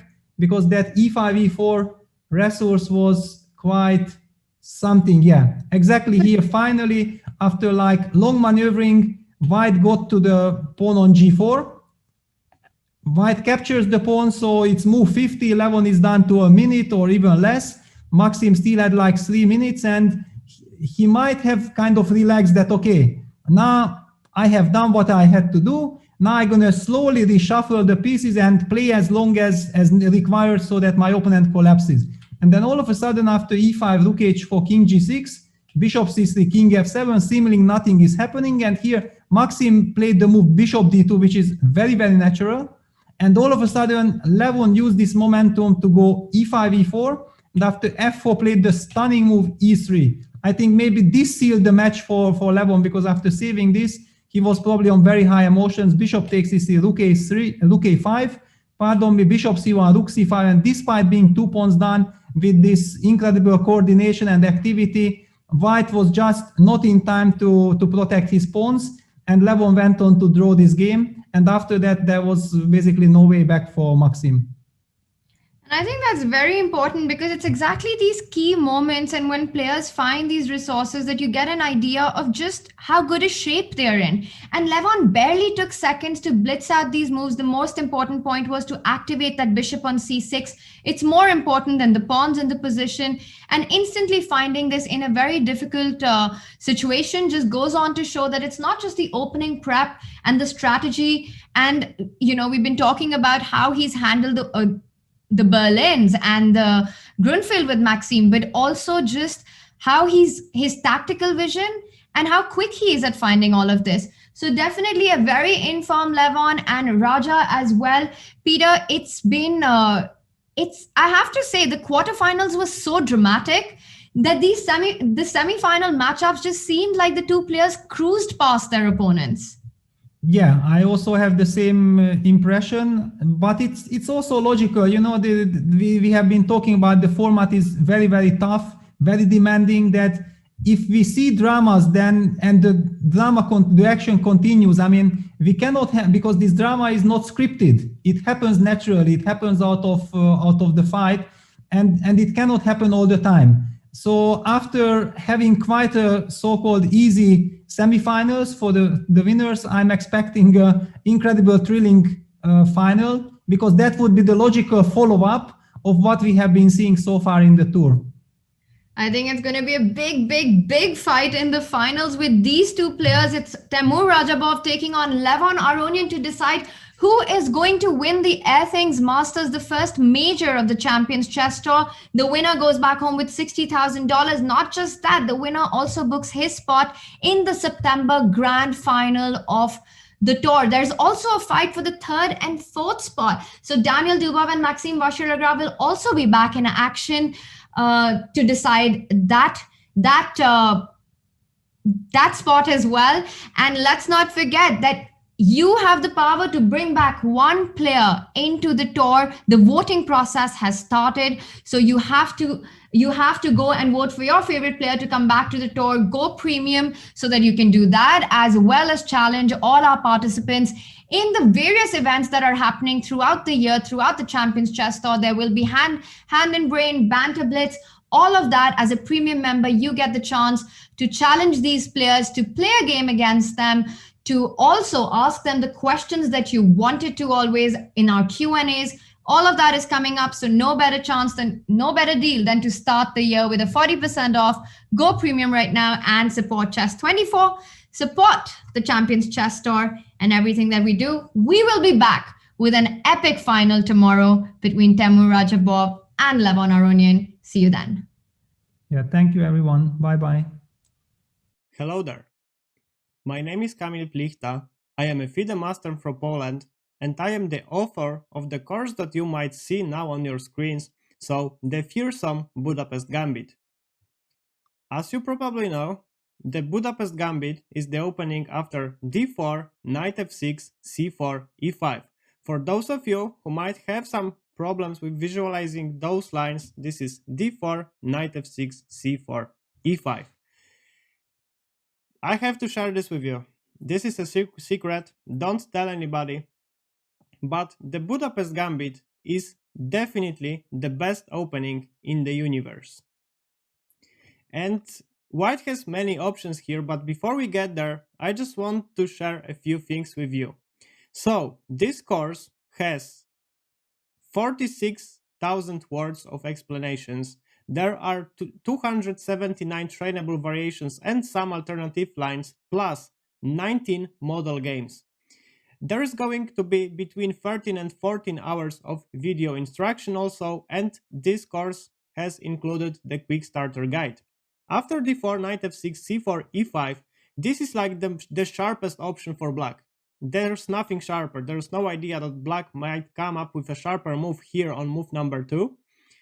And black sacrifices only one pawn for that. And in 95% of lines, we are going to be able to get the pawn back. So it's great.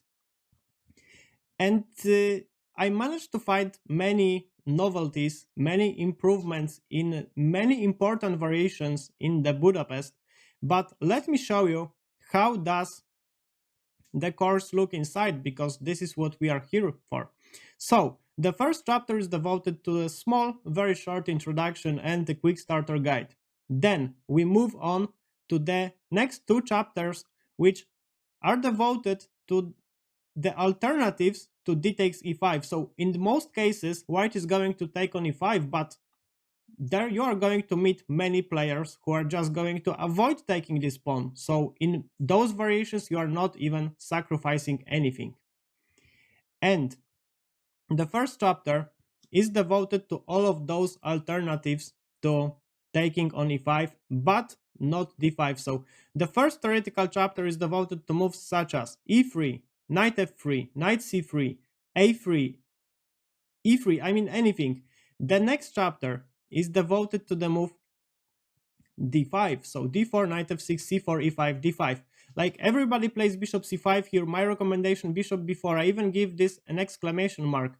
White plays this in like once every 8 games. Black plays this once every 8 games, but this move bishop b4 is great for black. It gives black an advantage in almost all variations, so it's great. Let's proceed. Then we have the move d5. This is what we have seen. Now we are going to start analyzing what happens after white takes on e5 and after knight g4, because this is my move, my recommendation. Fajerovich is refuted with a simple a3, d6, queen c2, so don't go there. Knight g4 is our move. And here if white is not going to play one of the 4 main moves, which are e3, e4, knight f3 or bishop f4, those are going to be analyzed here. There is a chapter on e4, there are 2 chapters on e3, and just take a look at this position. If white is going to try to play positionally with knight g4, e3, knight takes e5, knight h3, we are going to strike with a very powerful move, d5, that is going to secure black extremely good attacking chances in all variations. So d5 here. What is it about this move? We want to take on h3, we want to speed up our development. Black has excellent chances here. I think that this variation is a huge blow to knight h3. There is knight f3 with a small number of 66 trainable variations. After knight f3, we are going to play the bishop c5. So knight f3, bishop c5, forcing e3. Knight d4 is not a good move, because then, okay, once again, white is going to be in trouble if he's going to play inaccurately. This is just one example from 279 variations, but there are many, many more like this where white is just going to blunder horribly. So after knight f3, just bishop c5, forcing e3. Life is good in this line. So that's it. This is what you might find in the fearsome Budapest Gambit. And I just want to tell you one thing, one important thing, that there's no way that anybody will ever make me stop playing the Budapest Gambit.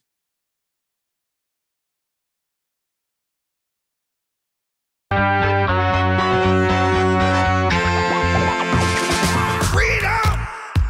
So fresh, so new. Freedom! It's all for you. All for you. Freedom! Keep your ear to the ground. Talking about the freedom. It's the best show in town. Best show in town. Freedom.